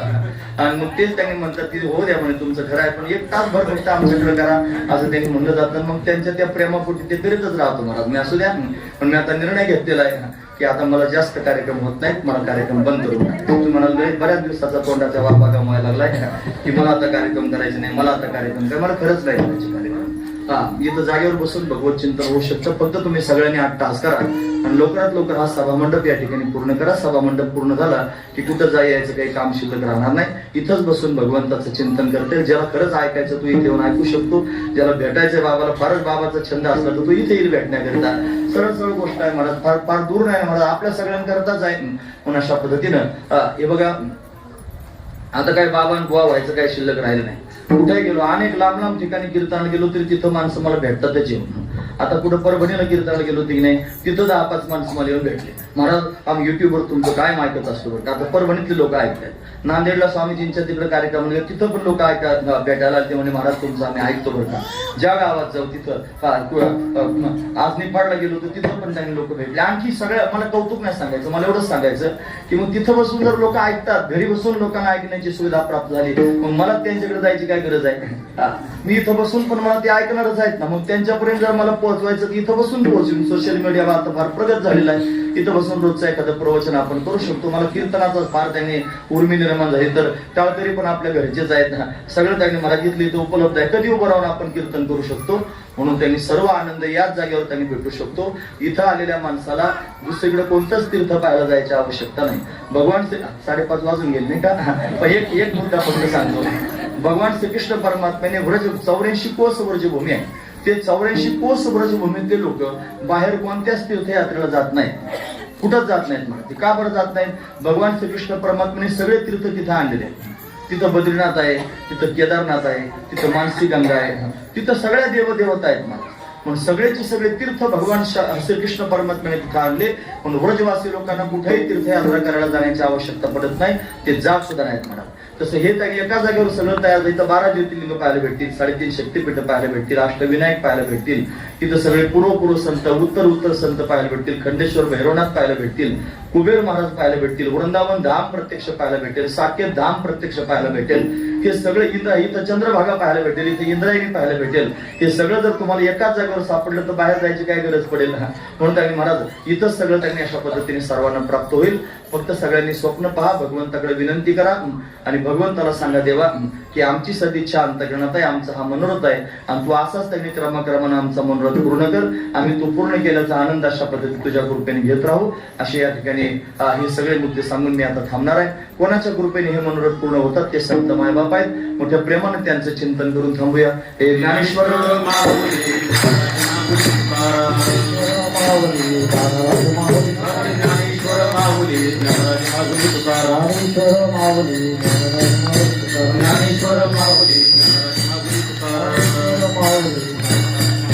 आद्य जगद्गुरु शंकराचार्य जगद्गुरु शंकराचार्य आद्य जगद्गुरु शंकराचार्य ज्ञानोबा तुकाराम आद्य जगद्गुरु शंकराचार्य ज्ञानोबा सुख सनकादिक नारद तुंबर ज्ञानोबा तुकाराम आद्य जगद्गुरु शंकराचार्य ज्ञानोबा तुकाराम नारद तुंबर ज्ञानोबा तुकाराम आद्य जगद्गुरु शंकराचार्य ज्ञानोबा तुकाराम. यथामती अवकाश भगवंताची सेवा करण्याचा प्रयत्न केला. झालेली सेवा भगवान सिद्धेश्वराच्या चरणी, संतेश्वराच्या चरणी समर्पित करून या ठिकाणी थांबूया. तासभर बसून तुम्ही माझी बडबड ऐकली. तुम्हा सगळ्यांच्या अंतःकरणापासून धन्यवाद. गुणवान मंडळींनी फार सुंदर साथ केली. तुम्हा सगळ्यांचे धन्यवाद. साऊंड सिस्टीम चांगली आम्हाला बोलतात त्यांचे धन्यवाद. पंचक्रोशीतून भाविक या ठिकाणी उपस्थित आहेत. फार श्रद्धेनं आपण फक्त मोबाईलवर निरोप मिळाला तरी पण इथपर्यंत श्रद्धेनं आपण आलात. सर्वांचे धन्यवाद करतो. महाराज मंडळी त्यांनी उपस्थित आहेत. फार श्रद्धेनं आपण त्यांनी श्रवण केलं. सर्वांचे धन्यवाद करतो. तिथं त्यांनी सिद्धेश्वराची पिंड आणि नंदी आपल्याला ज्यांनी दिला त्या अण्णांच्या अंतःकरणापासून धन्यवाद करतो आणि सगळ्यांचे धन्यवाद करून थांबतो. चाल झालीच असं कधी धरूया. एक सूचना सांगतो. मागच्या वर्षी पंचक्रोशी परिक्रमेच्या वेळेला सगळ्या शेजारच्या गावातल्या लोकांना निरोप प्राप्त झाले नाही आणि म्हणून ते सगळे लोक गाफील झाले. म्हणून ऐका, संयोजक मंडळी करता सांगायचं मला, मागच्या वर्षी रथयात्रा जी आपली झाली पंचक्रोशी यात्रा, त्यावेळेला शेजारच्या गावांपर्यंत सगळ्याच गावांपर्यंत निरोप गेले नाही. अकोलनमध्ये जवळ आहे पण निरोप पोहोचलाच नाही आणि म्हणून त्या लोकांना स्वागत करण्याकरिता येता आलं नाही. स्वागत करण्याची मनात इच्छा असून सुद्धा म्हणून अशी एक कमिटी त्यांनी तयार व्हावी आणि उत्स्फूर्तपणे त्यांनी कोणीतरी ही जबाबदारी घ्यावी की आता मी सगळ्या गावांमध्ये जाऊन फिरतो, ज्याला काही काम नसेल, काम सगळ्यांनाच असतात, पण तरी सुद्धा त्यांनी धर्म कार्य करण्याची उर्मी पोटात आहे. घरातली कामं त्यांनी महाराज बाकीचे सगळे लोक करू शकतात. तुम्ही सांगणार का? सगळ्या लोकांना सांगणार का? म्हणजे जेवढे त्यांनी आजूबाजूची गाव आहेत बसून अशा आपण वाटून देऊ, इकडच्या परिसरातल्या लोकांना इकडचं त्यांनी सांगू, इकडच्यांना इकडचं सांगू. भाळवणीपर्यंत आपला रथ आता जाणार आहे. का भाळवणीला जायचं? त्याचं कारण डेंगूजी बाबांना हा परमात्मा भाळवणीत तशा पद्धतीने सापडला. म्हणून आपण डेंगूजी बाबांच्या आणि कान्होबारायांच्या पण पादुका रथात त्यांनी घेऊन जाऊ. ते पण पंचकृषी प्रदक्षिणा करतील आणि डेंगूजी बाबा सुद्धा नागेश्वरापर्यंत भेट जातील आणि अशा पद्धतीने पंचकृषी प्रदक्षिणा होईल. आणि सगळ्या लोकांना आधी सूचना त्यांनी सांगितली पाहिजे. भेटून तुमच्या डायरीमध्ये आपण वर्षभर जेवढ्या ठिकाणी कार्यक्रमाला जातो सगळ्या लोकांचे फोन नंबर आहेत. पण तुम्ही ते फोन नंबर त्यांनी महाराज कोणीतरी जबाबदार व्यक्तीकडे लिहून द्यावे आणि देऊन अशा पद्धतीने त्याला सूचना सांगण्याकरिता सांगाव्यात. ब्रॉडकास्ट केलं जातं, व्हॉट्सअपवर ग्रुप तयार केला जातो. त्या सगळ्या लोकांचे ग्रुप तयार करून त्या सगळ्या लोकांना जर आतापासूनच सूचना दिल्या तर सगळे लोक इथपर्यंत येतील. बरेच लोक म्हणतात संत पंढरीची वारी होऊन गेली पण आम्हाला कळालंच नाही, असं म्हणणारे सुद्धा फार लोक त्यांनी आहेत. श्रद्धेने लोकांना यायची इच्छा असते. इथं गावगावचे सगळे लोक त्यांनी आलेले आहेत. सगळ्या लोकांनी आता लक्षात ठेवा की आता एप्रिल महिन्याच्या 19, 20 आणि 21 अशा 3 दिवस हा सोहळा संपन्न होईल. 19 तारखेला अक्षय तृतीया आहे. 20 तारखेला सगळ्या दिंड्या इथं त्यांनी मुक्कामी येतील. म्हणून आपण सगळ्या गावगावच्या लोकांनी 20 तारखेला दिंड्या घेऊन इथपर्यंत यायचंय आणि 21 तारखेला शंकराचार्य जयंती सकाळचं कीर्तन स्वामींचं होईल, संध्याकाळचा काला होईल. एक पुरस्कार दिला जाईल, अजून निश्चित झाला नाही पुरस्कार कोणाला द्यायचं, ते पण पुढे त्यांनी सांगितलं जाईल. पण पुरस्काराचा कार्यक्रम दुपारच्या वेळेला होईल आणि त्याच्यानंतर त्यांनी दुसऱ्या दिवशी म्हणजे 22 तारखेला सकाळचं काल्याचं कीर्तन ठरल्या नियमाप्रमाणे आणि या संत पंढरीचं जे त्यांनी महाराज दिव्य असणारं मूळ स्थान आहे ते म्हणजे त्यांनी पांडुरंगाचं मंदिर डेंगूजी बाबांचं स्थान आहे. तिथं त्यांनी गोपाळपूर आपण त्याला म्हणतो, त्या गोपाळपुऱ्यात जाऊन अशा पद्धतीने दही काला म्हणजे ललित काला त्यांनी होईल आणि मग या कार्यक्रमाची सांगता तिथं त्यांनी होईल. म्हणून सगळ्या लोकांनी अशा पद्धतीने जबाबदारी घ्या. आताच गावगावच्या लोकांनी आपल्या मनामध्ये पक्क करून ठेवा की आपल्याला दिंडी घेऊन जायचं आहे. जर पायी येता आलं तर त्यांनी पायी तुम्ही लोकांना घेऊन येऊ शकता. नाही पायी येता आलं त्यांनी आपल्या गावातून काही टेम्पो करून पिकअप एखादं तयार करून सगळ्या लोकांना त्याच्यात बसून त्यांनी टाळ मृदंग घेऊन पता घेऊन इथपर्यंत या किलोमीटरभर अंतरावर उतरा आणि ज्ञानोबा तुकाराम करत तुमची दिंडी इथपर्यंत घेऊन या. आम्हाला त्याचं समाधान वाटेल. मागच्या टायमाला तुम्ही यादी तयार केली होती, 105 गावचे लोक त्यांनी आले होते असं यादीमध्ये आपण पाहिलं होतं. म्हणजे असे सगळ्या त्यांनी गावगावचे लोक यायला तयार आहेत. त्याच लोकांची यादी जर तुमच्याकडे असेल तर त्या सगळ्या लोकांना तुम्ही संपर्क करा आणि यावर्षी पुन्हा एकदा तुम्ही दिंडी घेऊन या असं सगळ्यांना सांगा. माझी सूचना संपली. त्याच्यानंतर हे संयोजक त्यांनी सूचना सांगतील. चाल झालीच असं गृहीत धरूया आणि मोठ्या प्रेमानं भगवंताचं थोडंसं भगवान शंकराचं भजन करून आणि मग जय विठ्ठल करूया. जय हर शंकर नमामि शंकर शिव शंकर शंभो हे गिरिजापति भवानी शंकर शिव शंकर शंभो जय हर शंकर नमामि शंकर हे गिरिजापति भवानी जय हर शंकर नमामि शंकर शिव शंकर शंभो हे गिरिजापति भवानी शंकर शिव शंकर शंभो जय हर शंकर नमामि शंकर शिव शंकर शंभो हे गिरिजापति भवानी शंकर शिव शंकर शंभो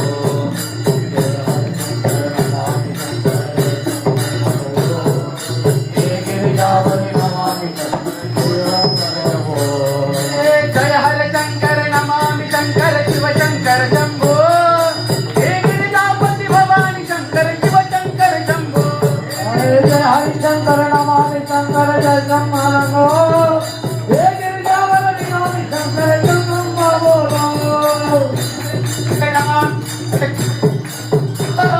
हे गिरिजापति भवानी शंकर शिव शंकर शंभो जय हर शंकर नमामि शंकर शिव शंकर शंभो हे गिरिजापति भवानी शंकर शिव शंकर शंभो जय हर शंकर नमामि शंकर शिव शंकर शंभो हे गिरिजापति भवानी शंकर शिव शंकर शंभो जय हर शंकर नमामि शंकर शिव शंकर शंभो हे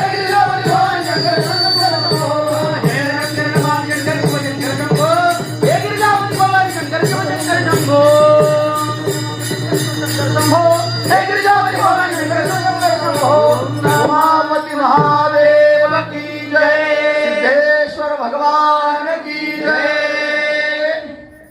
हे विठ्ठल जय जय विठ्ठल विठ्ठल जय जय विठ्ठल पुढे वेडी वाकोडी घरात परात महाराज नाही विचारिला अधिकार मी आपुला तुला अपराध महाराज तुझे तुका म्हणे ज्ञानेश्वरा राखा पाय पैकींकरा करा क्षमा अपराध महाराज तुझे ज्ञानदेव तुकाराम देव तुकाराम ज्ञानदेव तुकाराम ज्ञानदेव तुकाराम पुंडलीकर ऐकर श्री ज्ञानदेव तुकाराम पंढरीनाथ भगवान 5 मिनिटं सगळ्यांना